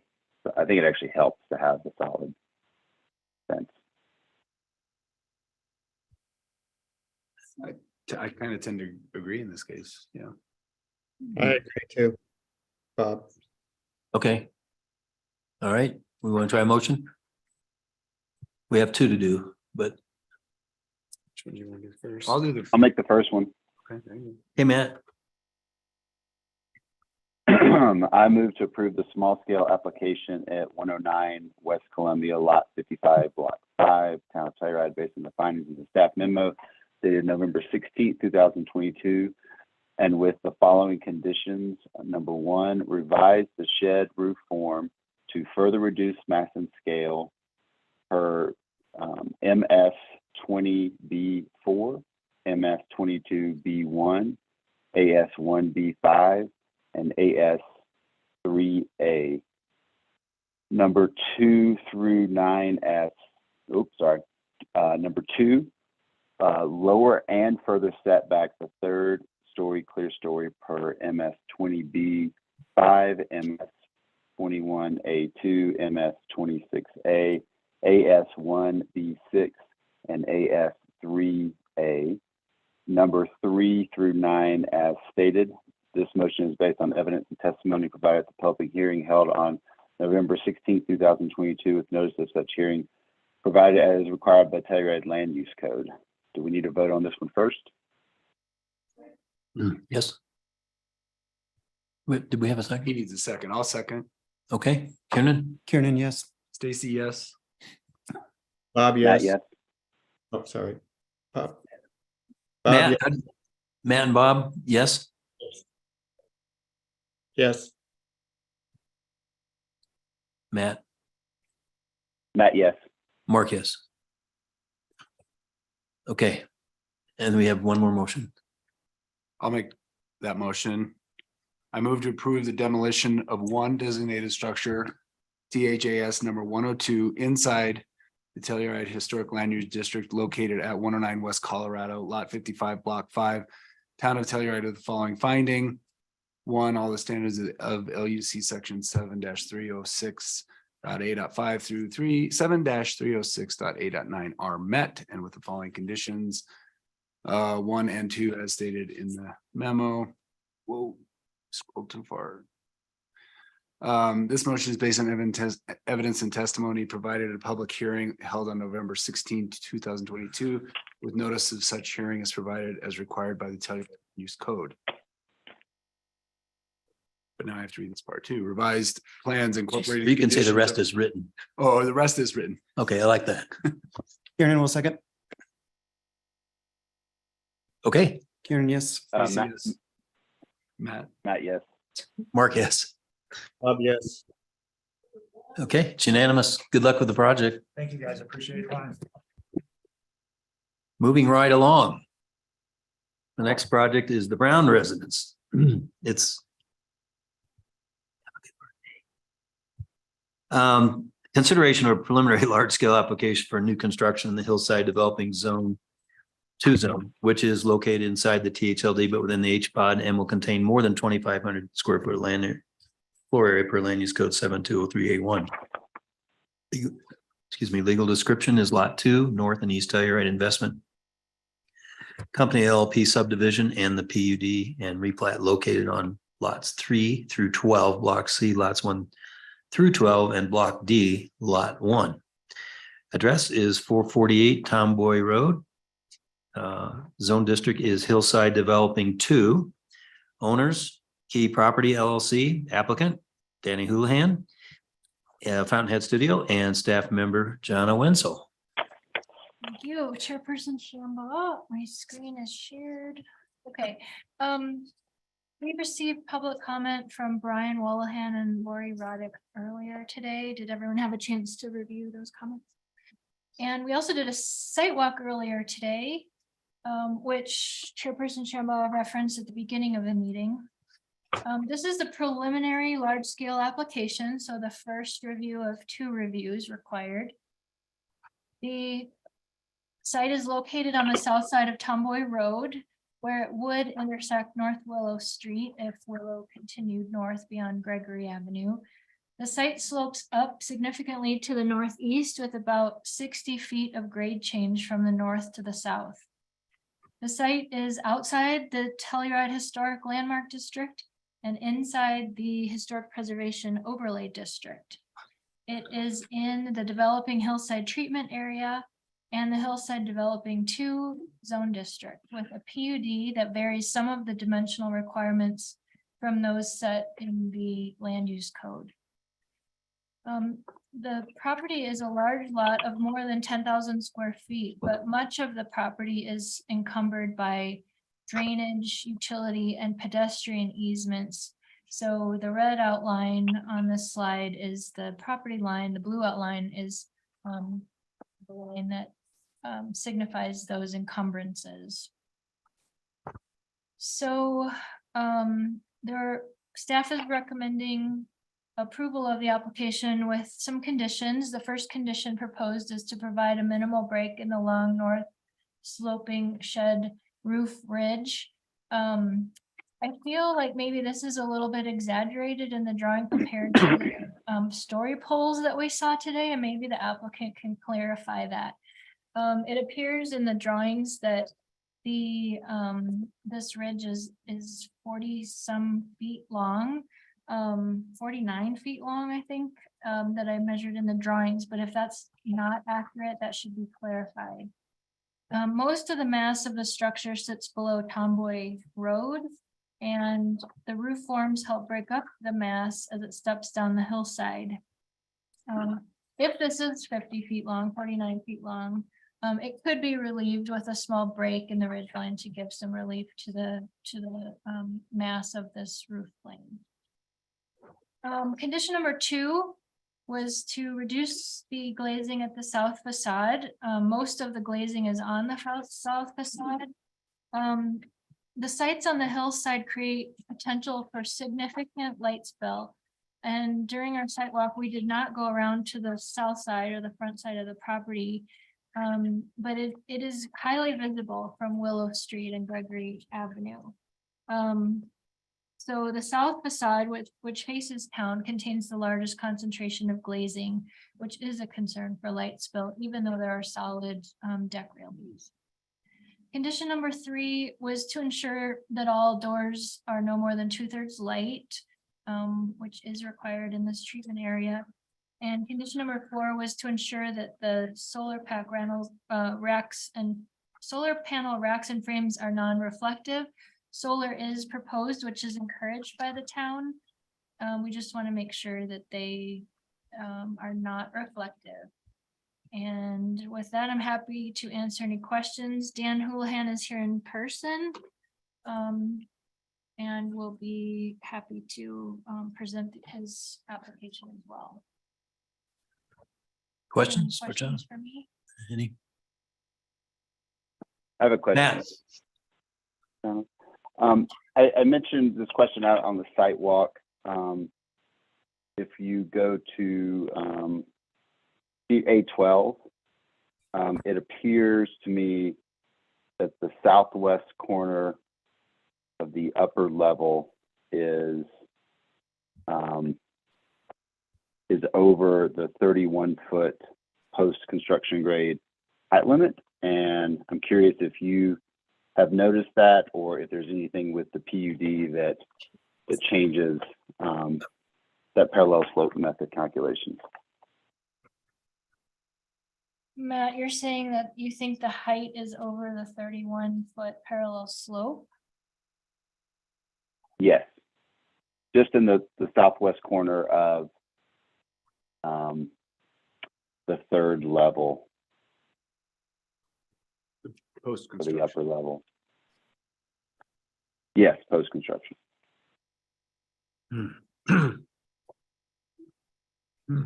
So I think it could be resolved by breaking up that corner or doing something at the ground plane level. Yeah. So I don't think it's a I may have. It's a game changer. I just wanted to mention it. Because I'm not seeing that, but That's more than 31 feet. I It- may- I don't know. Well, not Could with you- this. Could you bring up A12? I don't have the plan set, but I'm looking at it. Oh, on gotcha. Hard copy. Gotcha. Or we can have the applicant. That's fine. If do the you, Yeah, measurements. if you want to Yeah, have we can that, have the you can applicant. verify it. Sure. That would be Yep. helpful. that sounds great. I'm and height here is measured with parallel slope only, not average. But it's still pre and post. It's still pre and post. Yep. Okay, good question, and we'll review that with the applicant. And if there's no other questions for Jonna, then let's hear from the applicant. Ann, come on up.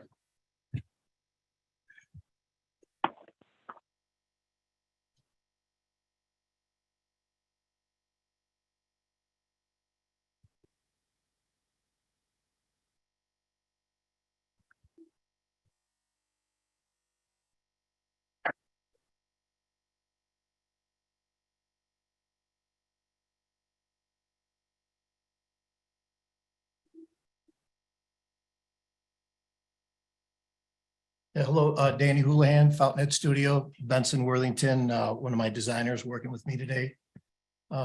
Especially with a bunch of the renderings. I know you want these meetings quicker than they were. Do you want me to go through? I can answer the questions at the end because we've taken care of that, but do you want me to go through the different points? Talking about the project? Have you guys done that review? I would say go through the questions that you've heard a little bit here. Well, I mean, we're going to ask questions when you're done. So if you want to Right. address them and put the horse ahead of the cart and then go through the conditions that she proposed and how you would address Right. them. Let's All just right. do that. We're pretty familiar with the drawings and Yeah, the so sidewalk. here's, I start out with a rendering that gives you a good example of kind of what's happening in the house. It doesn't sound like there's too many issues there. So let me, I guess, go through a few of the things. So go to the north elevation. If you would. So number one that Jonna has is an easy answer. I think probably what happened because of her question with the size of that ridge right through here is I think you're using a different scale just on that one. It's exactly half of what you, of the 46 feet. So because it's only 24 feet.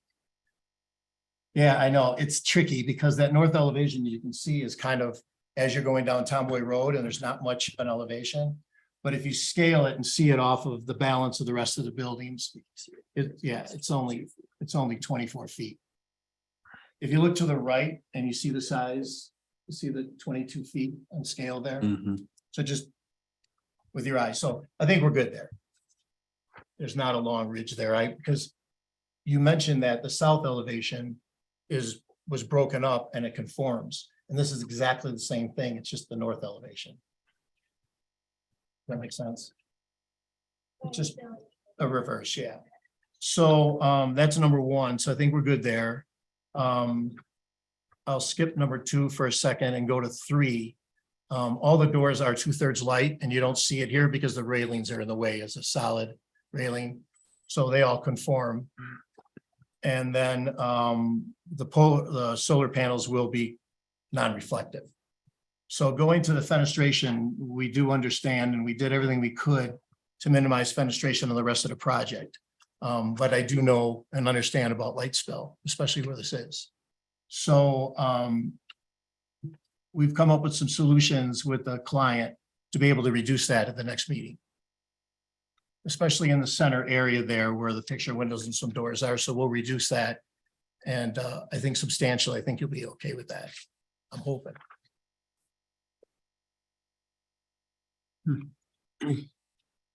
Any questions for the applicant?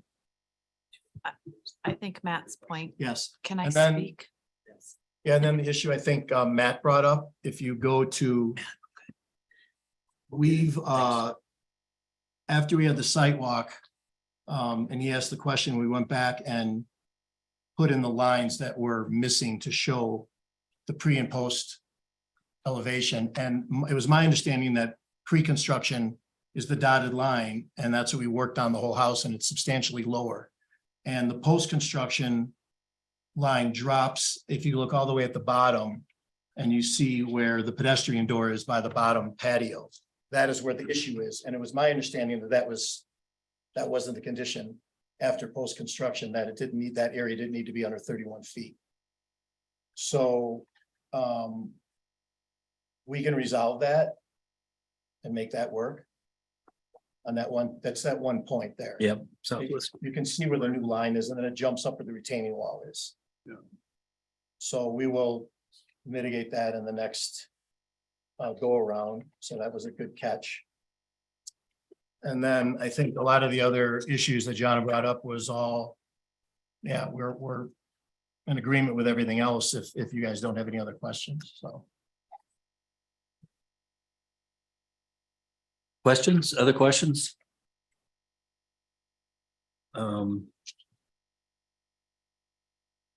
What's the depth of that deck? The depth in front of the master bedroom is 6 feet and the upper one is 12. Yeah, 12 feet. It's Okay. 12 feet. And before we lose you, because I'm not sure I see the neighbor who wrote the letter on here, maybe they are, but about, you know, you did a great job on the wings being relatively low profile and into the hill, but then, can you put up that rendering again? Yeah, it's a good rendering. We have 2 others. Yeah. But the question is, you know, the deck 12 feet breaks up that 2-story facade, which was the concern of the neighbor. And I'm not sure they're on here. Do you want to address the 2-story in that one section? Because it's really only that center section that had the concern of height. I think I'm not sure how to answer it. I understand their concern for sure. There's a lot of concern, but to me, it's outside coming in. And I think the whole mass and scale, it breaks it up and it ties it together very well. And then the staircase down. So I think that's the intent. And I personally don't think 12 feet is overly large. I think it's on the small end. Yeah. No, I just would, Personally. their suggestion was, could that be set back? The purpose of the deck is to break it up, but that was their question if they were here. It would push the whole house back and then it's a domino effect. Yeah. You can probably imagine. Okay. So, I don't have any other questions. All right. So let's hear from the public. If you'd like to raise your hand electronically, please do so now.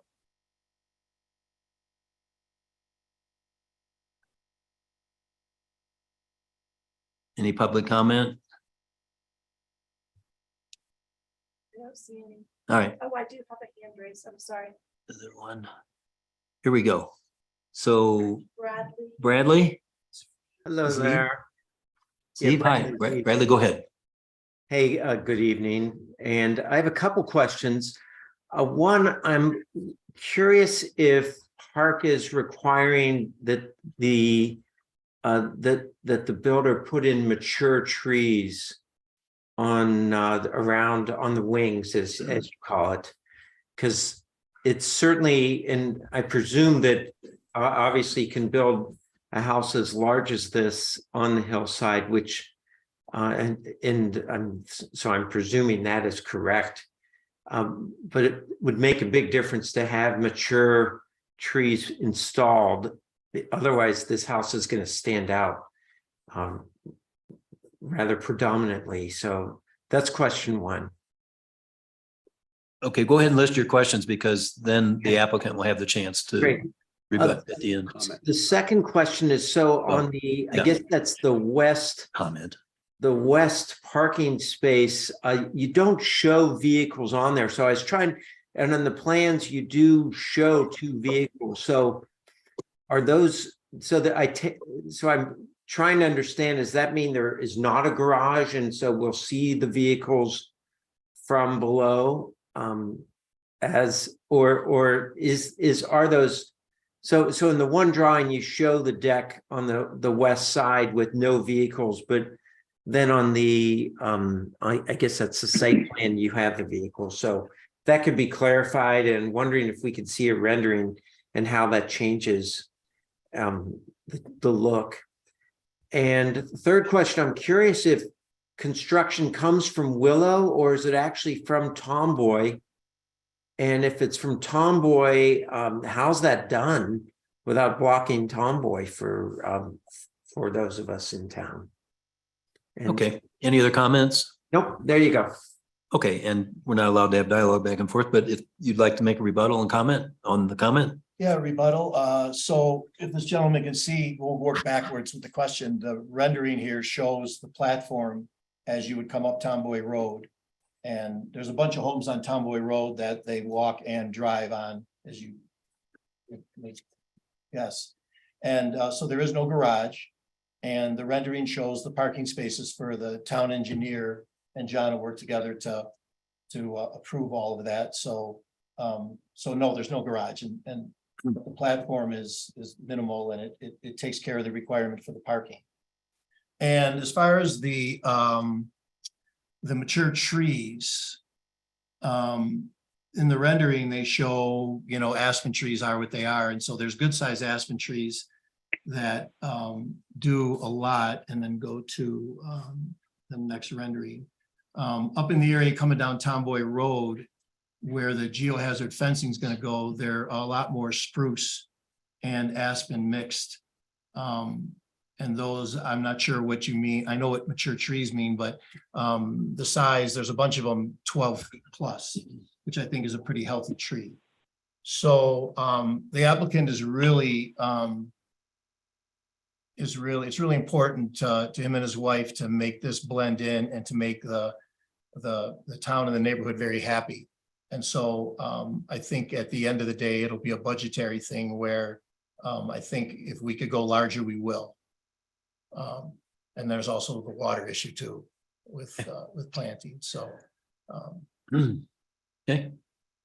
Any other comment? If not, we'll close out and start deliberations. And by my notes, we have at least one additional condition from Matt. But if you'd like to go around and comment 1 through 4, well, actually 1 is going to be gone. So on 2, 3, and 4 and Matt's condition on that southwest corner, any comments or additional conditions? Yeah, I'll start that up. I think everything's wholly appropriate, and Matt's conditions almost administrative at this point. So, yep. I think it's good to go. This is Bob. I'm sorry, Mike. I've been cutting out of here several times and had to restart, so I missed what Matt had said. Could you just repeat? The southwest corner is exceeding the 31 foot. And Okay. they are going to address that and lower that corner. Okay, And we're going to see it again. So. Yeah. Thank you. So I have, Mark, I just want to clarify, I don't think that we should require them to lower that corner. I think they could do some things at the ground plane to be compliant. So I would just have a condition that says ensure the structure is under the 31-foot height limit per the Telluride Land Use Code. Okay. Yeah. Yeah, we might be headed to have you make the motion and you can add that in a minute. Sure. I did have a clarification. Oh. Is Jana fine with No. number 1 going away? It seemed like that was the Yeah, what folks are talking about, but I'd like to hear from Jana. she said yes. Okay, great. So, but John also suggested that it's intuitive and as Kieran said, it's administrative that they can't exceed the 31 feet. So maybe we don't even need to comment with a condition, huh? But we're definitely going to All right. look at that before. You know, it's a little redundant, but it'll be a nice reminder to, if you want to add as a condition anyway. So Matt had some good language there. My last question to, is during deliberations is are we good with the break between that first floor and the second floor, that 2-story plane being broken up by a 12-foot deck? Pursuant to one of the neighbors' letters that said, oh my gosh, you know, that center section was such a high wall, but I'm just curious if anybody else, if everybody's fine. well, I was following that line of thought, and what I really appreciate about this project is how it does step down from west to east. From the parking, it steps down, Mhm. but conversely, that south elevation is pretty planar. I mean, there is the one bump out that steps out, but the lower level is one long plane. And a lot of that middle level, I mean, there's 1, 2, 3, 4, basically 5 window bays wide. That's all also in one plane. So the amount of vertical articulation isn't necessarily matched by the amount of horizontal articulation on that plane. So perhaps one more step in that large wall, the lower maybe isn't as much of a concern because it's further down on the hillside and perhaps less visible. That was my only. You mean a step back of that lower wall Well, to break it up? I'm a not as little? concerned with the lower wall, like I said, because it's less visible, certainly from below, certainly less visible from, let's say, the gondola or down in town. But what almost looks like a story and a half above the deck level. That's a big plane. It's 5 windows wide. I mean, it's a big horizontal. You mean up and including the top dormers? No, no. Or Just in the middle of the house. That's oh, Talking about the width. the width. okay.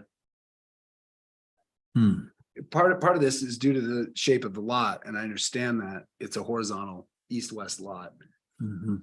but the facade, the south facade is largely one or two, let's say 2 planes with a small bump out on the east side. Mhm. So would some articulation make it? I would like to see as much articulation in that horizontal plane as they've accomplished with the vertical stepping. Mhm. And I could come up with a guideline to support that, I suppose. I have I was just following up on that. I have 2 other things I want to talk about, though. You guys thought we were fast tracking. Policy 10, cut and fill. To the greatest extent possible, cutting and filling sloping areas should be avoided, but where it must occur, the visual impact should be minimized. Minimize cut and fill that would alter the perceived natural topography of the site. When I look at the site plan, I see a lot of boulder retainage and concrete retainage that to me is not that's a significant alteration of the perceived natural topography of the site. If you look at the site plan, Well, or even more importantly, look at the south elevation. The whole south elevation on the east and west side is boulder walls, boulder retainage. I'd like, in keeping with that policy guideline, I'd like the east and west hillside to remain more natural. Is everybody with me on A8? Mm-hmm. That's a lot of boulders. I see it. And then additionally, in the same section, section 5 or subsection 5, the height of retaining wall should not exceed 4 feet. Period. It says HARC can consider taller walls on a case-by-case basis, which I suppose we could do, but in the patio area, and I didn't slap a scale on this, but if you know, if that's a person maybe sitting down, I don't know, it looks to me to be 10, 12, 8, 10, 12 feet high, 3 to 4 times as high as the guideline supports. And I get it. It's a sloped, very, very, very steeply sloping lot. And the goal, I assume the goal is to provide some outdoor area, which is flat enough to sit on. So those are, in this case, the guideline and the goal are conflicting. And then the other thing I want to talk about just real quickly is policy 13, plant materials.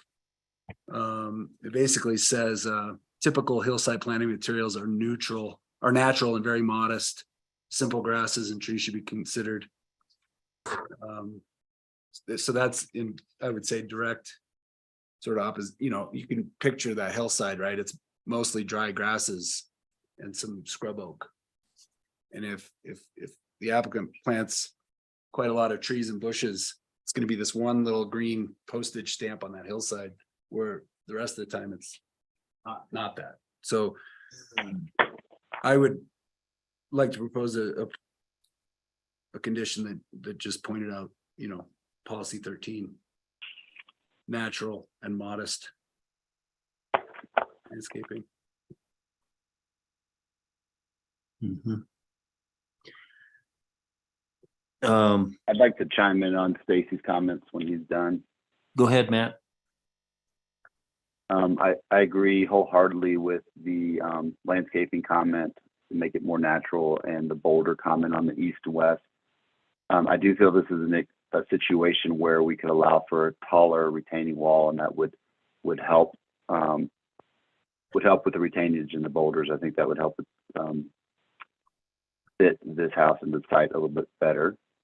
I don't agree with Stacy's comment about further breaking up the southern elevation plains. I think this is a good balance of stepping and keeping the forms somewhat simple. They're not exactly simple, but they're somewhat simple. I'm a little worried if it's further stepped, it would become more complicated unnecessarily. Those are my comments. Bob and I'm agreeing with that. I think a more natural kind of landscape. I think the large walls are going to be necessary just because of the steepness of the site, but should try to mitigate as much of that as possible and try to keep it as simple as possible, as natural as possible. So I generally agree with everything everybody just said. I don't think we need to modify that facade, the south facade. I think that deck breaks it up. That area will be more in shadow from the deck. The lower level will be more in shadow. Won't read as one big plane. I think they do have a lot of glass there, and I think that's number 2, reducing the glazing on the south facade. I think that'll help mitigate some of that. I'm good with Stacy's comments, except for and including that articulation. Actually, I guess I'm the second person that feels, without getting complicated, to Matt's point, it could be just articulated a little bit on one end or the other, maybe even the west end, but something to break up that plane a little bit. And although I agree glass reduction fenestration would help, I'm really torn on the trees. I know the postage stamp look, but boy, I tell you what, you're gonna see a lot of mass here. And we're gonna see it again. I'm not ready to say take out the big trees. I mean, the aspen, I don't know. There are a couple places, just to the west. I was walking down Tomboy Road today. They do have a fair amount of trees in front of their place. They do, and that stand of aspen trees was there before they built. So those aspens extend beyond their property, they have that luxury. My only concern here truly is that this landscaping won't look natural. Okay, well, I'm good with cut and fill and less boulders, and I would say reduce the height of the wall, but we all know it's not gonna be 4 feet. It's not practical, but that's my other comment. And then the last comment I'd have in deliberations, which we'll stick with, I'm sure we will go with number 2, reduce glazing, and the applicant already made a comment. But just to give a flavor of it, when I first counted it or looked at it, I deleted 9 windows the second time and or reduced. And the second time I got up to 12. So it's not 2 or 3, I don't think. Probably not 15 either, but it's not 2 or 3 windows. And so I think the only thing that I hear 2 mixed votes or mixed, Karen, what did you think about the articulation, I guess that was that Yeah. plane. In terms of the articulation, more in agreement with Matt on that. I think it's compliant enough with the guidelines is. Okay. I agree. You agree? Simple, yes. What is it? Keeping it simple, keeping the form simple. Okay, well, there's no use debating then.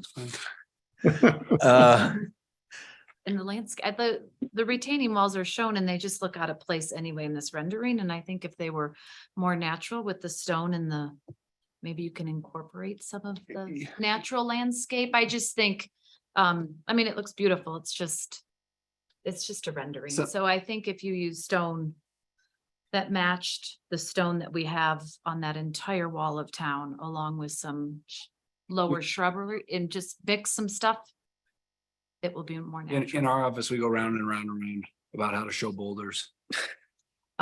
There's no great way. There's no rendering. great There's way. not really a great way. What about the tall trees?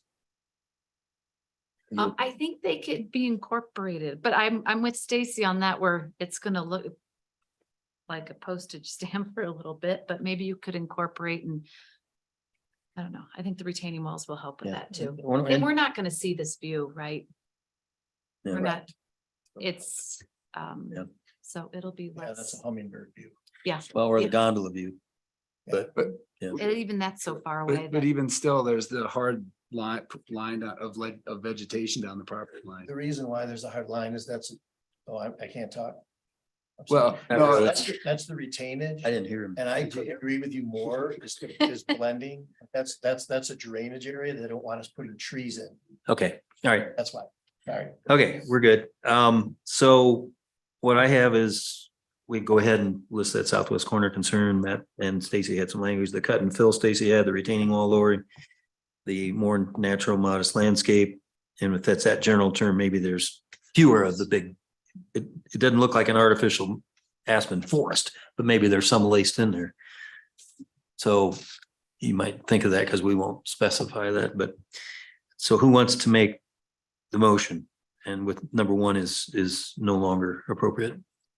I'll do it. Okay. I move to approve the proposed preliminary large scale new construction at 448 Tomboy Road, Lot 2, Block C, North Telluride Addition, based on the findings in the staff memo dated November 16, 2022, and with the following conditions. Strike number 1. 2, 3, and 4 as stated. Add number 5. Which is minimize cut and fill that would alter the perceived natural topography of the site. Per DH 10.A.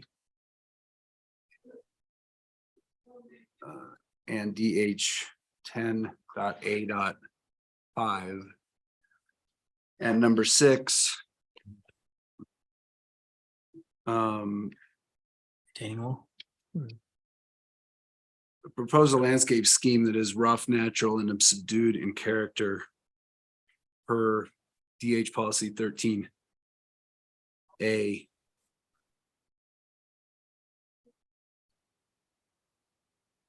Stacy, may I ask for you to clarify just for me on number, on the first new condition, is it minimize, cut and field?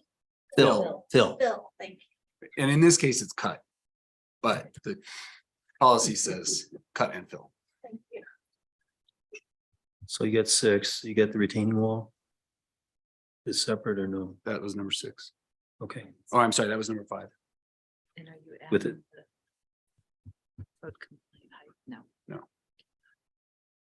This motion is based on evidence and testimony provided at a public hearing held on November 16, 2022. Notice of such hearing provided as required by the Telluride Land Use Code. I'll second that. Not a second. Okay, thank you. Kieran. Kieran, yes. Stacy, yes. I'd like to add a friendly amendment. Oh, Okay, back up. Go ahead, Matt. I'd like to propose at number 7, ensure the structure is under the 35-foot height limit per the Telluride Land Use Code.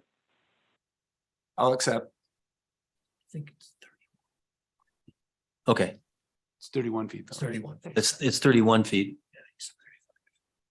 Piper. Okay, I accept that amendment. okay, so now we have a second and now we should vote again. Kieran, yes. Stacy, yes. Matt, yes. Mark, yes. Bob, yes.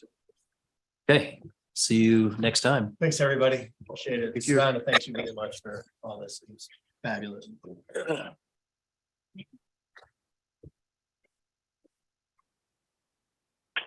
Oh, well, yeah, mostly.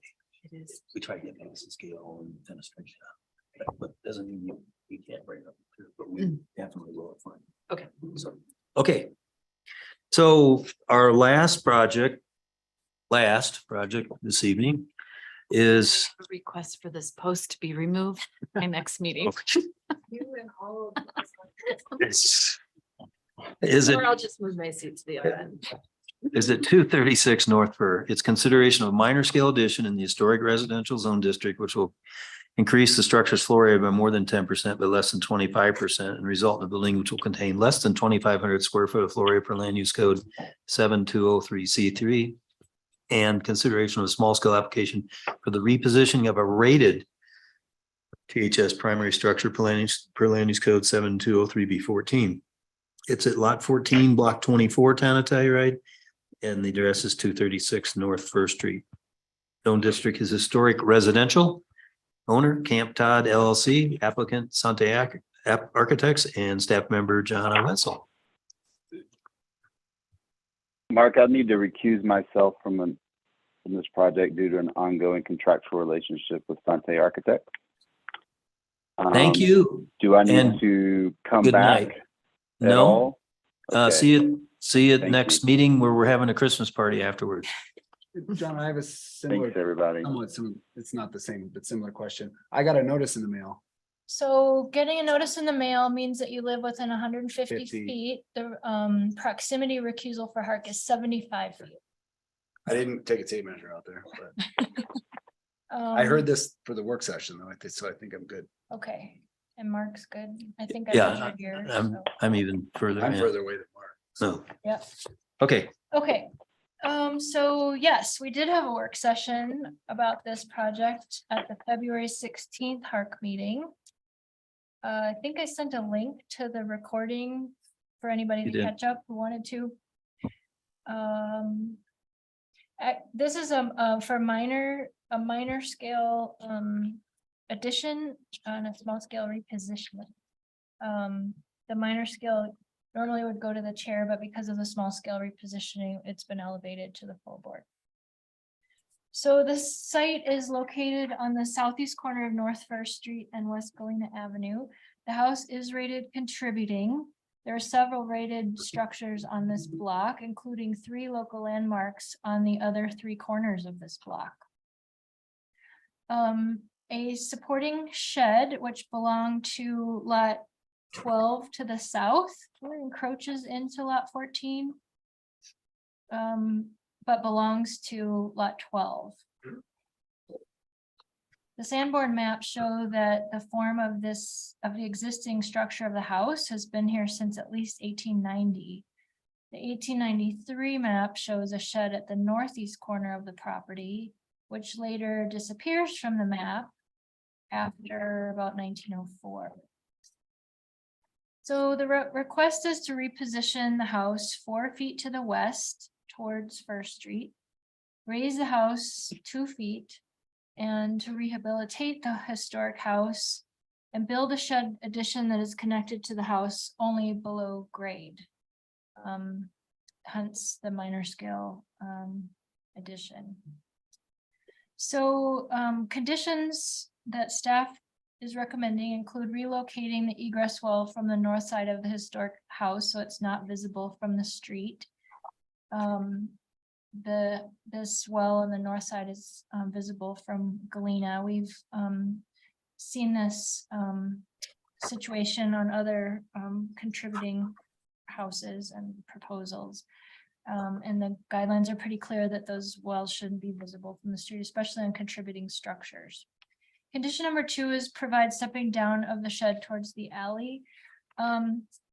I will say that overall the structures on the site step down to the alley, but the shed addition is 2 stories at the alley, which per several guidelines should itself step down to the alley to provide greater pedestrian scale at the alley.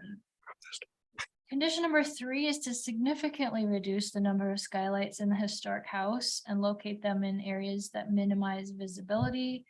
8 skylights are proposed in the historic structure and in highly visible locations. I don't know if 8 were proposed with hopes of getting 3 or 4, but Peter can address that. Condition number 4 is to ensure that the solar panel racks and frames are non-reflective. Solar is proposed on the south slope of the rear addition, which is encouraged, and that is an appropriate location for solar. It's not visible from the public way.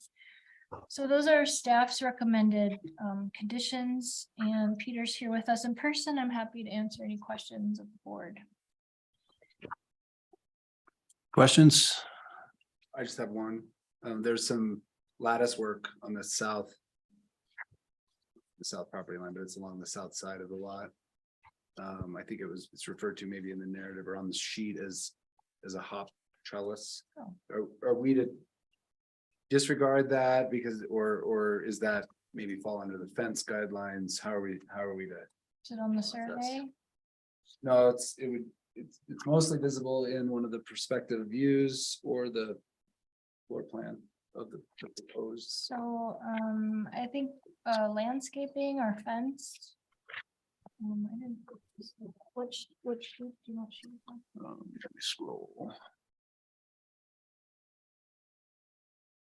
I just want to know how to compartmentalize it myself.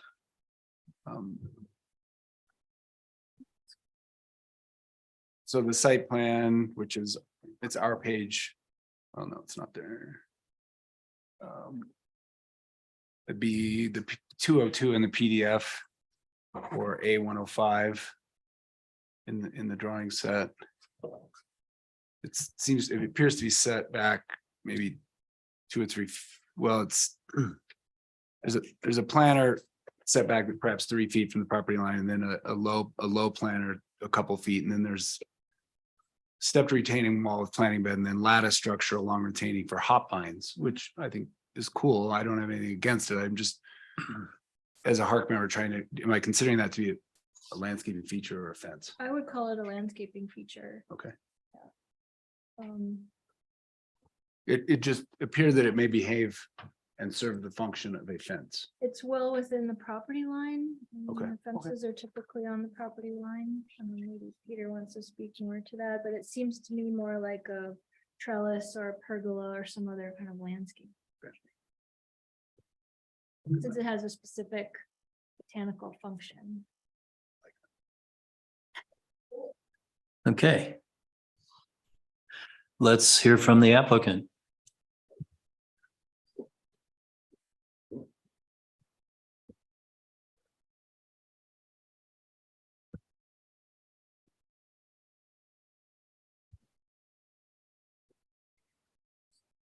Yes, you can share.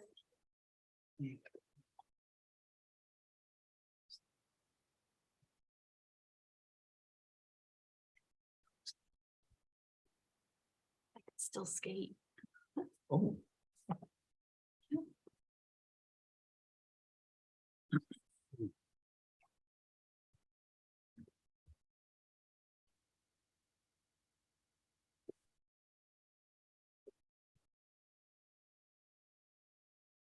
So I'm screen sharing here.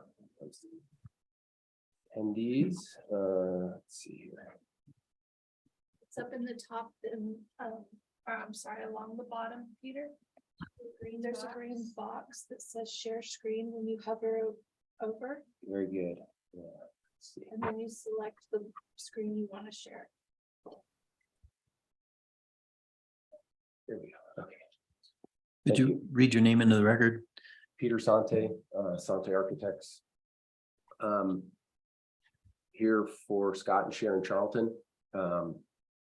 And as Jonna mentioned, we are happy to be back. We saw you, I think, in February for a work session, and we'll try to be quick and walk you guys back through this in sequence here. So photographs here, these are from the last couple weeks. You can see that a tree that is still shown on the survey was removed.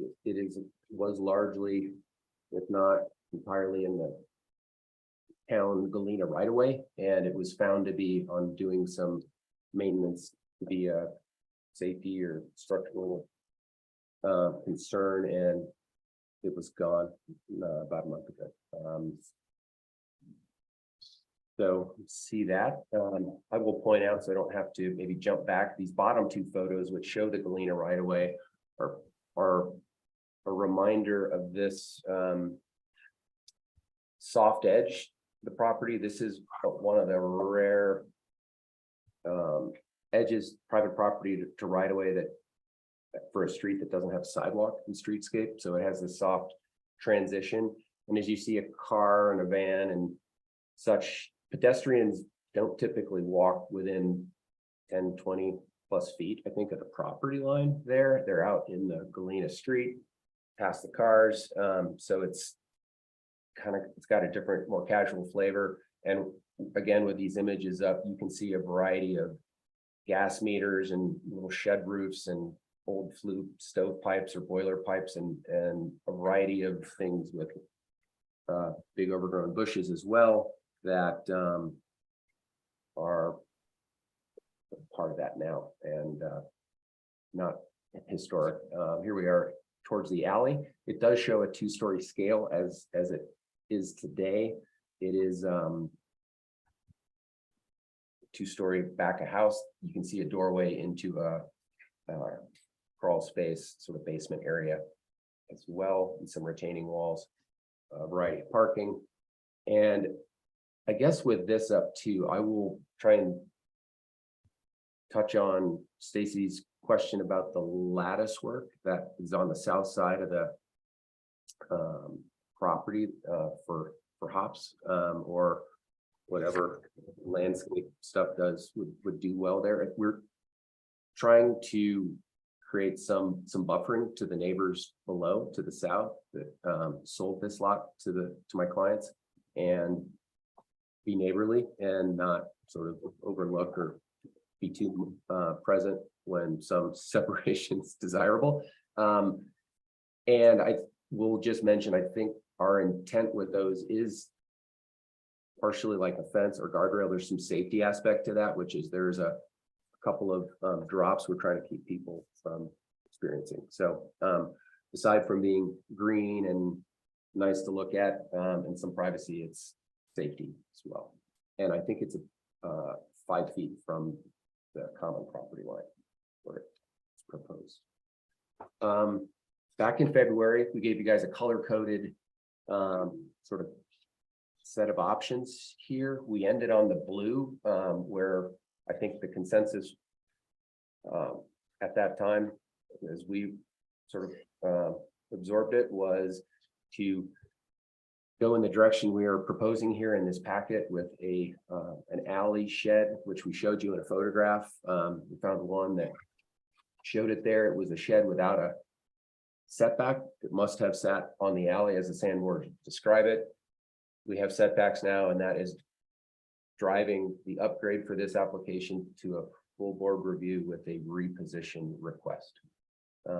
So anyway, that's as a reminder. The benefit of that, all of these had a similar amount of program. It was what was most palatable, and keeping it below grade, having an addition that really doesn't present above ground, with the exception of this alley shed, was where we all landed with that, as a reminder. Here are some of the slides from back then. Here are a handful of get out of there, renderings, which are a little more telling of the property. And I think this one from Fir Street, showing the maintained open south yard through the property to the view east, which we're happy to be able to maintain. We are showing the front porch, which I'm circling here. It is currently somewhere along the line. It got enclosed. We think there's a porch we will find the bones of there. There's much more to add here. I think the roofing will be returned to a Shaker wood roof, as it was historically, not at the front porch, but over the 2-story portion of the house. We are not committing to colors here, just for the record. This is the first my clients, I think, are seeing this right at this moment. So no pressure. We will, I'm sure, have dozens of conversations about what's going to be ideal or best. It has been white since I can recall, so this is the first little splash of there's more possible. And this is the Galena side view from the front, looking south and east. And this view is one I'll mention here. We are showing a fence. There's no fence in the front yard. We do have dogs in the family, and would like to have a yard for the dog, stay on property. The first condition, I don't want to jump too far ahead, but try to be efficient here. The window well in question, and I think it was condition 1 from staff, was to relocate, or similar, I think, to a less visible, or a place that's not visible from a street. And we have 2 streets and an alley, and we have nice neighbors on the 4th side, and we are trying, as a reminder, to have the addition be a basement, and window wells are a part of that. And the challenge that I think we would ask you guys to consider with this is that it's hard not to have window wells when you have habitable basements. And so I think our thinking here with this particular window well, which you may tell us we need to get rid of or move, and we would work with that, but is that this location isn't going to require shoveling or be a snow shedding concern. It's where you would potentially expect to see a fireplace, chimney, or some other object. I described to you the variety of more back of house flues and utility gear that populate this north wall today that we're removing, and it's quite clean. And my opinion means nothing here, but I'm not troubled by this. I don't find it particularly visible. We have a bench height sort of privacy wall, so you're not really looking down from anywhere. You can't, I don't know. I would just say a larger conversation of this window well, I think, would be helpful. I think it's could be manageable, but it feels appropriate to me and I think would be benefit some conversation. I will, with some reservation, point out, there is a second window well on this Galena side. It's not as visible. It has not drawn attention. I have had other projects with these conversations with past HARC boards, and I try to think practically, and I know that this guideline is often referenced in my memory in places where sidewalks are right at these window wells, or you're like on Pacific Street where there's just very little setback, and the impression from a window well really is impactful. I consider this a quite different neighborhood and a quite different situation. So I'd really like to hear some board thought and conversation on that. Here we are rounding the bend here, and this is more to the back, a simple rustic shed. It is, as John had described it, from the alley, a two-story, as the back of the house is today. It does step down. You don't see it in this view, but I will get to another just to point out that the ridge of the shed is 2 feet below the ridge of the one-story portion of the house. So it does, as John described, does step down. If the board agrees, and I'm not saying it wouldn't step more or be nicer in some ways if it were able to step down. This is, we're trying to make this a livable little, I'm not going to call it a unit, but a little space for someone, could be a local. It's not too restricted, but with that, I'm trying to preserve some volume, some livability. And there is a loft in here with that upper window, and we could lower it. It's just not going to be a sleeping loft. It won't really support more than tossing sleeping bags and things up there. Just something to keep in mind. You can see the coop, the existing historic shed that's mostly on the neighbor's lot to the south, that the near portion is on this lot as well, that we're sort of adding to that alleyscape. It feels appropriate to me. I think your comments would be helpful. We think staff's done a great job, and we agree with their review. I think we appreciate just conversation about the 4 conditions or whatever else you come up with. This is a view more around the further south and east, the alley looking back towards the shed in its tallest view. And you see a stair up to the, we'll call it the ground floor, the historic living level, in the yard above the garage that's in the shadow there. And keep going through. If you've seen these, but these sort of overviews of the project. I think skylights have, as Jonna sort of made fun of me a little bit there. Appreciate that.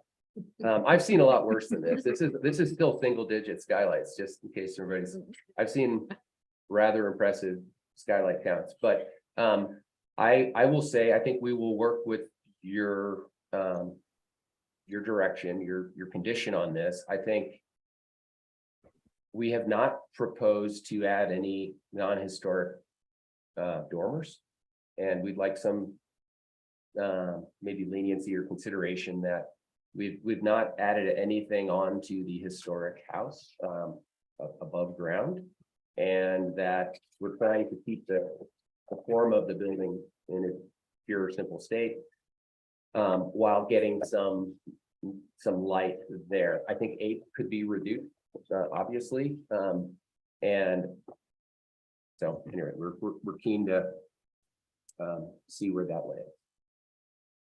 This is from the north, a view of the house where it sits today in the dashed larger north elevation above, and shows how we are, as John had described it, requesting a lift and a reposition further forward. As a reminder, with the enclosed non-historic front porch, we aren't technically changing the front setback with this reposition, but we are going to return the historic building to its former relationship pre-flood to grade, and have wood above dirt again, which is going to be a nice improvement.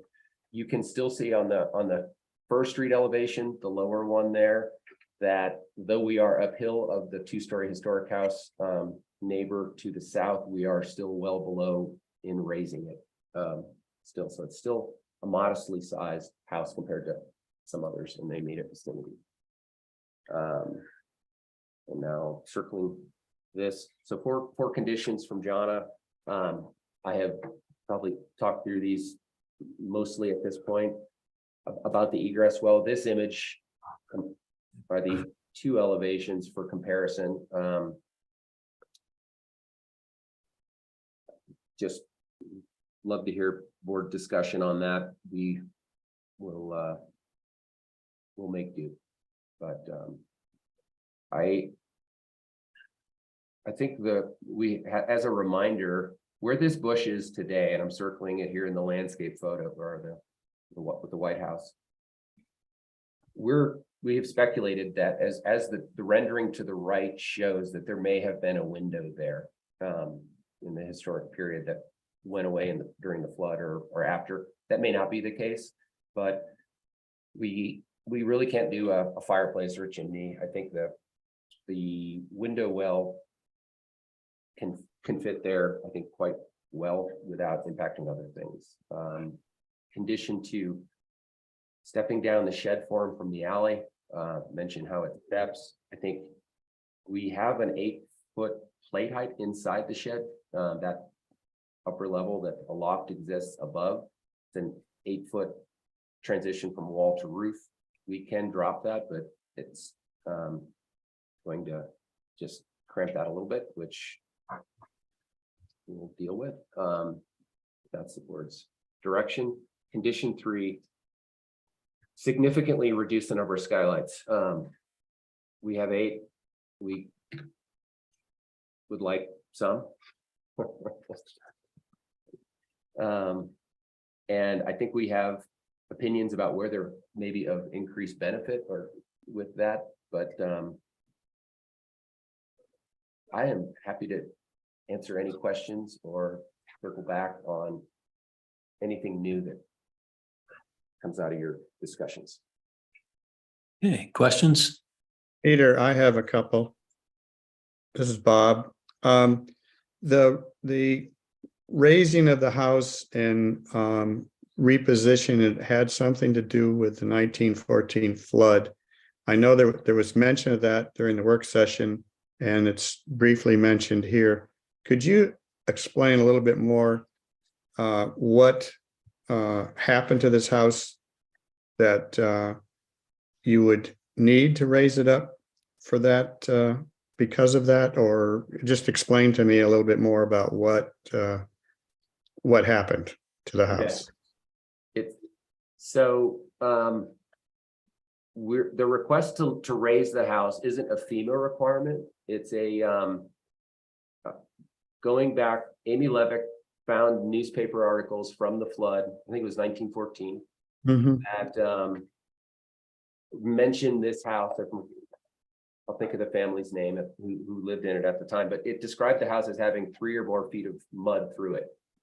And I think when we have walked around it now for over a year, we have been just reminded how high dirt is around it, Bob, and that dirt is touching wood. It's not a foot below wood. And just knowing that the flood came through here with that kind of level, I think our impression is it used to be sitting a little higher and high and dry compared to the yard. Relative to the original grade.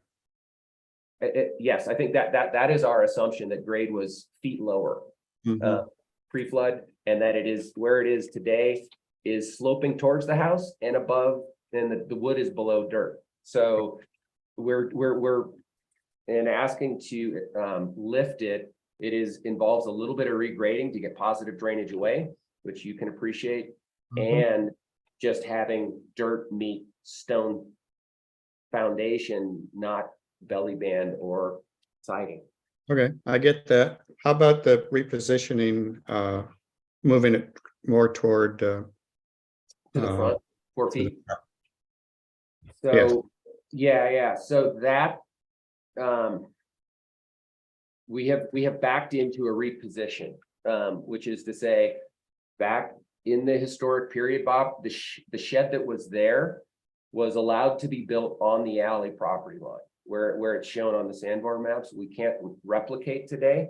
We have 5 more feet of setback there that we're trying to, we're accommodating, but we're also trying to have a shed, a functional shed, a 6-foot separation, or a little bit more in this case, between that and the house.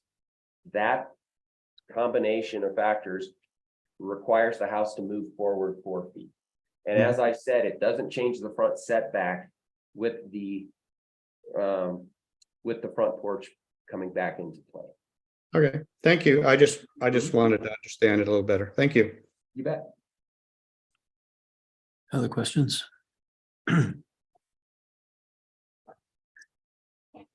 Yes. Condition number 1.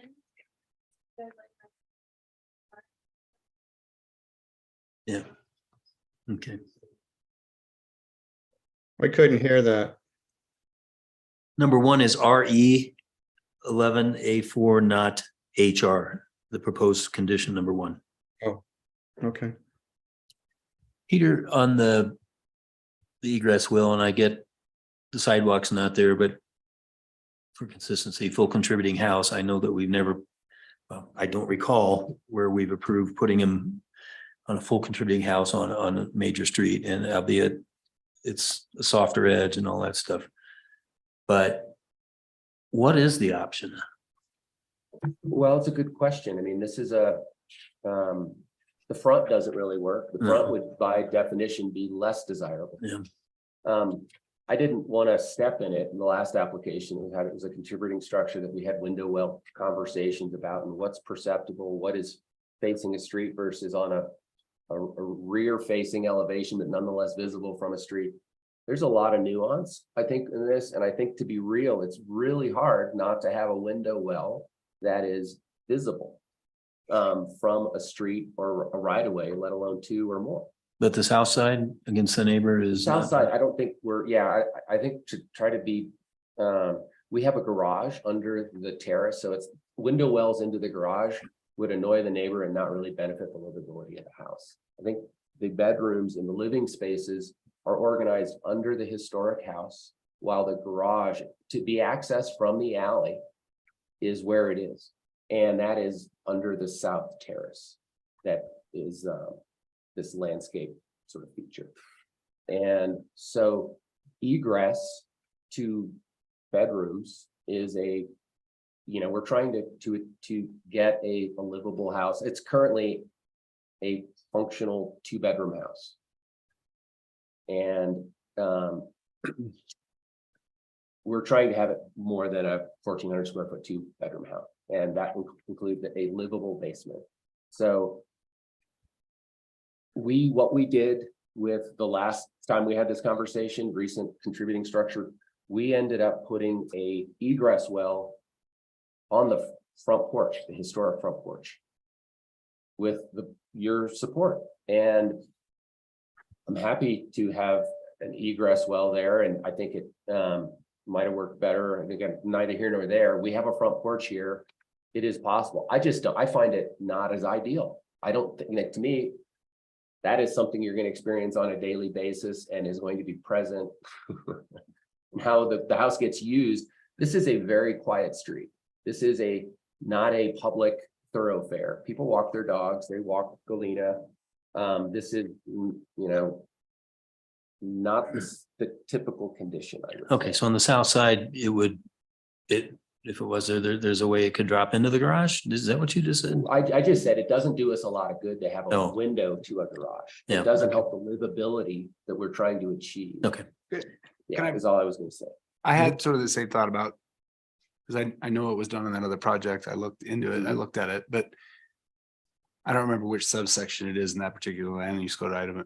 Again, I don't want to get out of our lane at HARC here, but one of those subsections says you can't put a window well in increase area. In what area? Bonus increase area, Oh, increased bonus site coverage. Yeah. And on your plan, under a HARC approved porch or deck is increased Site Yeah, coverage. so there's another reason. How does that work? Thank you. Yeah. Huh. Well, if we did a window well under the front porch, that would not be livable space we'd sacrifice, and again, this hypothetical, if there was a window well under the front porch, that would not be livable space. That would be a window well. So. Didn't on one of your previous projects, when you were talking about the window well, maybe on Pacific? Could have, it doesn't matter. I just remember hearing with landscaping and hiding. I mean, this is a really small window well, and I think my opinion is that if we could maybe include it in the fence area and do some way to disguise it a little bit more, but the overall project, by having the entire addition below, leaving the original form is, we just don't see it a lot. So, yeah, I just think it could be, maybe the fence could go in there, egress could be out to the front, not the side, a little disguising. So on the survey, there isn't, I mean, the edge of pavement is delineated in the edge of. As a traveled way. But is that the actual right of way? No, the right of way, I mean, the property line is the fence line in the images we've shown. I know, but what is the distance from the property line to the right of It way? varies, it's soft, it comes and goes, and it's like, these. But that photos- has to be platted somewhere. No, yeah, well, I can go, I'm gonna guess it's more than 10 feet. I'm gonna not look, I've got my drawing set here. But what's on the survey is like you said, that soft shoulder. It's the edge of, it's edge So of here's- pavement. Edge of pavement is an edge of right of way. No, so the image on the screen here, site plan wise, survey and house reposition, shed and all this, you see the topography and you can see the Galena Drive area. There's kind of 3 zones. There's grass, there's more parking area, and then there's like what's considered, I think, drivable Galena. But let me ask the question a different way. How far south could the town widen Galena if they wish? In theory, they could do whatever they want in their right of way, right? So To your point, so where's the right of way? the right of way starts at the property line. Okay, sure. So the window well obviously is on property. And how far is the edge of the right of way? And I'm not talking about pavement or asphalt or any of that. It's like anywhere from 10 to like 14, maybe 14 feet. So if you're looking at the property line, it's that white rectangle above And that's, the right of way. That's, I'm talking about the Grass. Public Works town right of way. that's right. Yep. To here. Oh, Sorry. no. If Is you- right. Yeah. So I'm trying to be, Peter, sympathetic Yeah, to your argument about the distance a current day pedestrian would be from that window well. It's quite distant. And like you said, there's no sidewalk there and people tend to walk.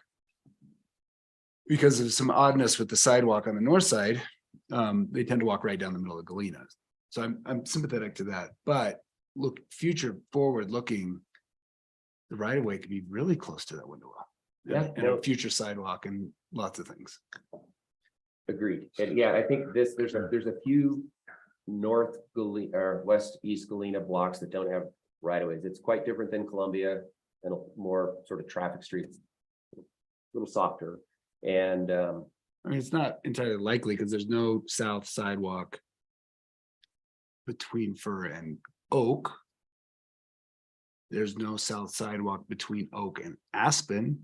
There's no sidewalk until you get to the elementary. It goes school. for almost 3 blocks. So- several blocks, 3 blocks. without sidewalks. And I'm not streets. trying to go down a rabbit hole here. I'm Yeah. just trying to get clarity on how, which side of this I'm gonna eventually come Yeah. down on. I'm really sensitive to these window wells because I've had discussions about them and I don't want to seem like I'm being inconsistent. Mhm. Anyway, What's the minimum size of this required window well? 3.6. Yeah. and 3.6 by that's 3.6? Does it have to be that big? I was gonna say 3 feet maybe by 3. Yeah, but the ladder can't encroach. Yes, So I right, think so it's it- 4, Oh. about 4 feet, 3 by 4. 4 long. Okay, well, we'll have to wrestle with this. If I can jump in on this, I'd like Chris's idea of, screening it more. Maybe it's included in the front yard fence. Maybe there's more landscape right around it that can, mimic this shrub that is not shown on the existing something. Looking at the plan, I don't know where else you could put it. I don't disagree. It's challenging to imagine livable, egressable spaces. Yeah. Without window well, and I can't. Yeah, I can't put them out in the landscape. I feel like we picked the spot that logically makes sense, centered on that gable ridge. It will. I think we would like it to be screened and not obviously be distracting, noticeable. If you guys don't mind it there. Okay. All right. Anything else before we go to public comment? Hold on, I want to read. So it's not HR, RE. it's RE. 11A4.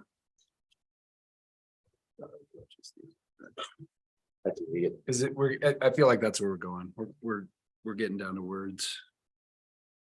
Is that something we handle in deliberation? Yeah, but I'm preparing for deliberation. Yeah, but Mark was suggesting moving on to public comment, or Sure. we can do that. It's fine. Wait a minute. That's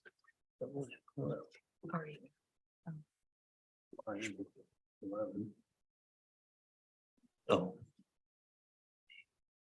Yeah. Okay. But Stacy, do you have something you want to ask him? No. Okay. Move on. So we're going to take public comment. If any, please raise your hand electronically. Any public comment? Piper, I'm not seeing anybody. And the crowd has thinned, as I see. Okay. So we'll start deliberations. Staff had recommended conditions 1 through 4. We've discussed them all with the applicant. It seems that egress will, I assume we have consensus on 2, 3, and 4, but let's take comments starting with 1 through 4. And then if you have a better idea on number 1, I think we should get into this right away because this is the tough one. Well, it is tough because the guideline reads, if it is necessary to install window wells and egress wells in the foundation, avoid placing them in the street facade, especially contributing structures.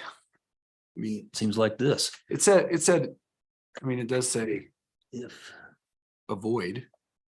It doesn't say do not. It doesn't say shall not. It does, it Try says. not to.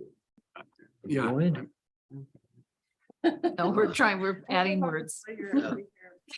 Well, the one thing I remember, I built a place once and tried to, figure out a place for a well, but what I remember the ruling was, and I remember some other rulings, is you can't claim we're disguising or hiding it with plantings and landscape things that go away. It would have to be disguised by something if we were to allow it more permanent, which we talk about incorporating the fence or. Well, there's a bench, right? I have a, yeah. we have There's a little bench, cedar. which would hide it. Permanent structure. It just needs to be some sort of permanent structure. And maybe that's something we can And then consider. maybe the But fence can climb over and around. I don't. anyway, we can't go back to him, figure it out. but Yeah, I don't know. Let's Bob and Matt and Andrew. It's not on the call. Oh, Matt's not on the call. he is recused. That's right. What do you think? This is a sticky one. I can't see any other place to put it, and I think that providing more screening, which would be the fence, and I guess there's a bench there too, as you've just discussed, that I would prefer not being on that side of on the street. Absolutely. I know we've looked at these before and had issues with them. But I don't see any other possibility. Do we think in the corner? north of the porch, west of the front facade. Do we think that's preferable? It's further from Galena. I understand it's closer for, So it'd be on the front facade? No. Is that what you're in saying? in the corner. The northwest corner. Oh, of the two-story structure or of the main historic structure. Yeah. Rather than, It's a question. Is that better than on the side, the north side? you don't mean around the corner facing the street, the main front, It's a lot further away than Galena. I know.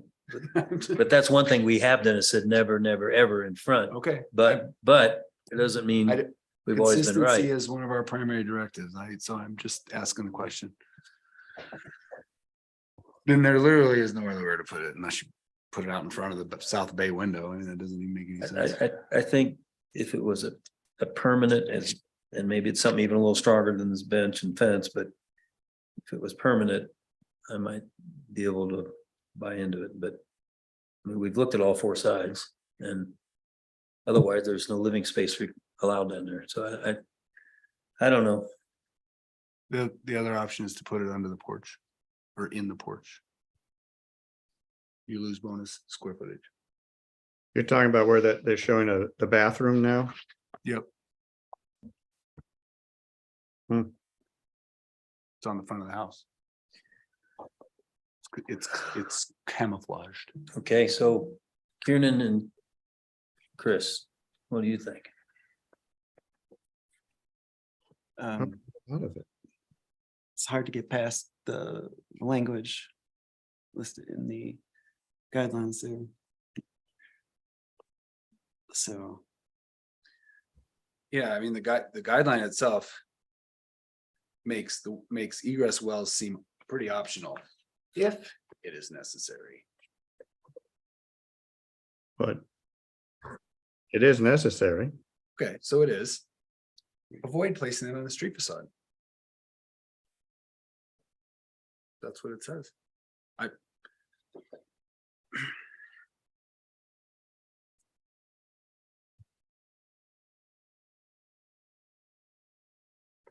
And so if it goes into the front porch like we did 2 streets over, then the bonus basement is disallowed, right? It doesn't even say avoid placing them on the street facade so they're not visible. It doesn't even say why. We're assuming it. I know. We're assuming that's why. And if we conceal it and camouflage it, then we can wash our hands of it, I guess. Are we okay? I mean, I can go how the board goes. But I don't want, Avoid. again, I don't want to be inconsistent. It should say if possible. Yeah, I mean, are we to judge what the founding fathers wrote here? I mean, Thank you. is there a voice from above? Was Bob part of that? I don't know. Actually, We missed that one when we rewrote them. oh, Father Bob. I I wish we could I- find a I- way. We put one under the front porch and I think it's horrible. But I they mean, it's lose, your everyday entrance. you look at it every day. Yeah. Well, that's what we did 2 streets over. But it wasn't under the entry. Ours And is, there's a sidewalk. and Yeah, it's- there was, Yeah. yeah. Is there any language that First Street is the main street and the other one's the side?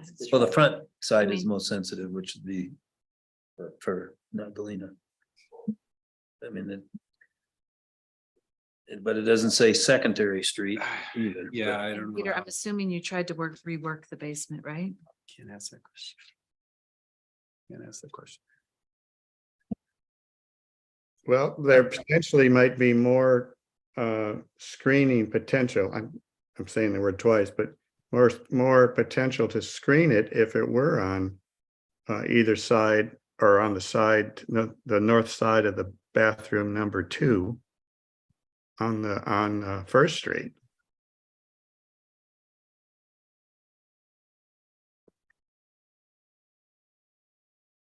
You know, there could be a grill and landscaping in front of it. And Could be movable, so that's not a. no, that's true. Yeah. And it can't be on the southeast to the east of the bay window. Are you John, go suggesting ahead. we move on? There already is one there. There's one Yeah, there we to have one there. the. The other option would be to make that light well part of that bedroom, but then it sets off. Go ahead. I'm gonna suggest to the board that you not try to solve the problem. If you think the guideline applies, then keep the condition and the applicant will need to figure out where it goes. So if we believe that it applies strictly, I'm not sure there's another place, but we're not going to solve it, but they could come back, or they could, wait a minute, we're not going to see this again. It's only the staff and myself, so. Yeah, well, I mean, we're going to decide. But it could be going back to this front porch and then we'd have to consider. Continuing is an option. Well, it is, but Mark, what would are it- we gonna think about? I mean, we've thought this one to death. Would it make sense to try to straw poll on whether to leave it in or take it out? The condition. Yes, makes total sense. Mhm. I'll start off by saying I know what that condition said, but I just think sometimes there needs to be a voice of reason. I'm gonna say if it was disguised with permanent structure, I could go along with it, but that's just my opinion, so. Go along with removing the condition. Sorry, Go along with removing the condition. or- yeah, if it was disguised as with a permanent structure. Or materials, but let's just see where it lands up, because this is gonna tell us. Karen, where are you? Leaving it in. Leave it. Stacy, I'll leave it in. Bob, I'd say leave it in and let them figure it out. what do you think? Same? Well, no, but Oh, discussion. Oh, discussion. So Okay, we want your leave it opinion. in. Okay. It's in, and there's a couple options, or at least another option that we've already talked about, so we'll see what they go with, and then is there any other concerns in our deliberation? Oh, the step down of the shed. I'm just gonna throw it out there. I mean, I think even though we lose the loft, I think it needs to step down. I agree with John. I think it needs to step down a little further and be a little lower. I mean, you lose a loft, but that's, I mean, it's just part of it, and it is a full contributing building, so I don't know. On this backside towards the alley. I don't know how we avoid it. Not doing it. Everybody concur? Yeah, I mean, if they solve it, how they're gonna solve it, it's more about breaking up that 2-story wall plane right off the alley. Yep, agreed. Skylights, I agree less fervently. lesser. Do we want to fix the number of skylights, or John and I interpret Ladder. 6 or less, right? Let's see what they Okay. come back with. She said 4. Okay, we'll see where we land. Okay, we are ready for our final motion of this evening. I'll get you. 8:26. All right. I move to approve the minor scale addition and small scale repositioning of the rated primary structure. THAS 5SM.1754 at 236 North First Street, lot 14, block 24, town of Telluride. Based on the findings in the staff memo dated November 16, 2022, and with the following conditions. Number 1, relocate the egress well from the north side of the historic house so it is not visible from the street, consistent with RE number 11A4.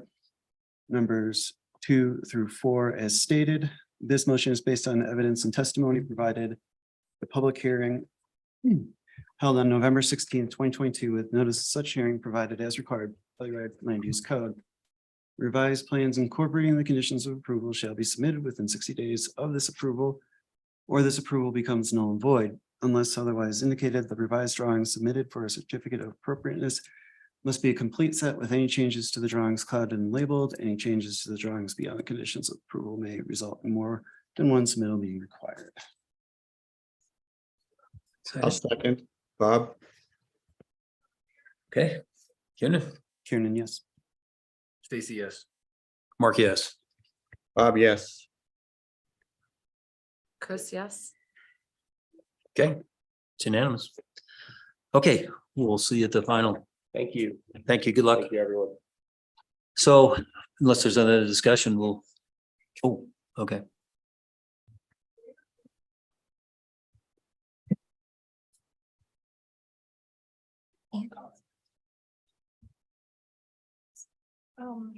Stacy brought up a question about the language in the motions about the revised plans incorporating. Do you want to explain? further Well, what your comment- For sure, because on the one that the proposed motion I just read in the previous project, that last paragraph, revised plans incorporating conditions approval should be submitted, that one wasn't there. And Right, so when it's a preliminary review, we don't include that because we're not, No revised. we don't plans. have revised plans Got and it. final, with final conditions. So I There's no deadline of 60 days. My hangup was that I recalled from being on P and Z for 6 or whatever years, every time I read a motion, I always ended with Telluride land use code, period. And that was Right. always the end, and we never read that part. Sorry. Well, it's fine. I just want to know what to read. But It's- always there. Read it if it's there. Read it if it's there, or as Kieran suggested, and the rest is written. And the rest is written. Okay. Clear. The other thing I think we need to figure out is our first and second alternates. Chris and Andrew were appointed at the same time, and I don't think council appointed specifically first and second alternates. So is it, or Piper, you remember? The clerk's office has designated Andrew as the first alternate and Chris as the second alternate. Based solely on, I think, who was here at the first meeting. Yeah, After the I appointment. don't know. That's right. It I don't know. wasn't specifically called out, but they also. Yeah, it wasn't called out, so we just designate. Chris, you specifically requested an alternate position. I did. Yeah. And I think Andrew, so I didn't know, I had a year and 12 months and he had 24 months. Is that? And that was another part of the reason was because she's has a shorter term. Do you have strong feelings one way or the other? I don't care. It was a really easy meeting today. No, Used to I don't. Does it matter? If you want to be more involved, I'll stay home one of these times. Yeah, Well, she got the vote once. yeah. I think we just need to identify you as that so that you know when to vote. That's, Or you I was both know when confused to today. vote, I thought yeah. I was second. So maybe because Andrew has the 24 months, there's some logic, I guess, in saying he's number one and for two, I guess. And And it doesn't matter. I wouldn't Andrew? even care about flipping a coin at this point. Yeah, I don't have any hard feelings towards it at I all. don't- I mean, it's- obviously, this is more in line with what you guys do every day than it is for myself. But I mean, I can go either way. It's, Okay. I'm not gonna lose sleep over it. so we want to flip a coin? Delaney, you Oh. wanted to- Moving on. Were you done? Yes. We never got to have a retreat this year and the year is almost gone and we just set our calendar yesterday for the next year, including our retreat dates. So at some point you all could look at that and see what they might work to have our retreat with you. It's just nice sometimes to coincide it with the retreat date that we already have on books. Okay. We'll We'll get do. with John. We can So do we that don't in go another December. year without. Sure, Great. we can do that in December. I'll bring the council. Thank you. calendar. So- Um, It'll be good. We're gonna flip a coin or what are we gonna do? Status quo, leave it like it is. Yeah, I'm fine with that. It doesn't really matter. I'm good. Okay, So that's Andrew. you get ready to vote more. I'm good. Okay, that's it. so now we will adjourn. Actually, do you have those dates of the retreats? Well, you can send us an email. He's gonna bring it up. She's gonna bring it up. I'll bring the calendar at the Okay. December meeting. Okay, so we will adjourn at 8:33. Feels like 9:30. Wow.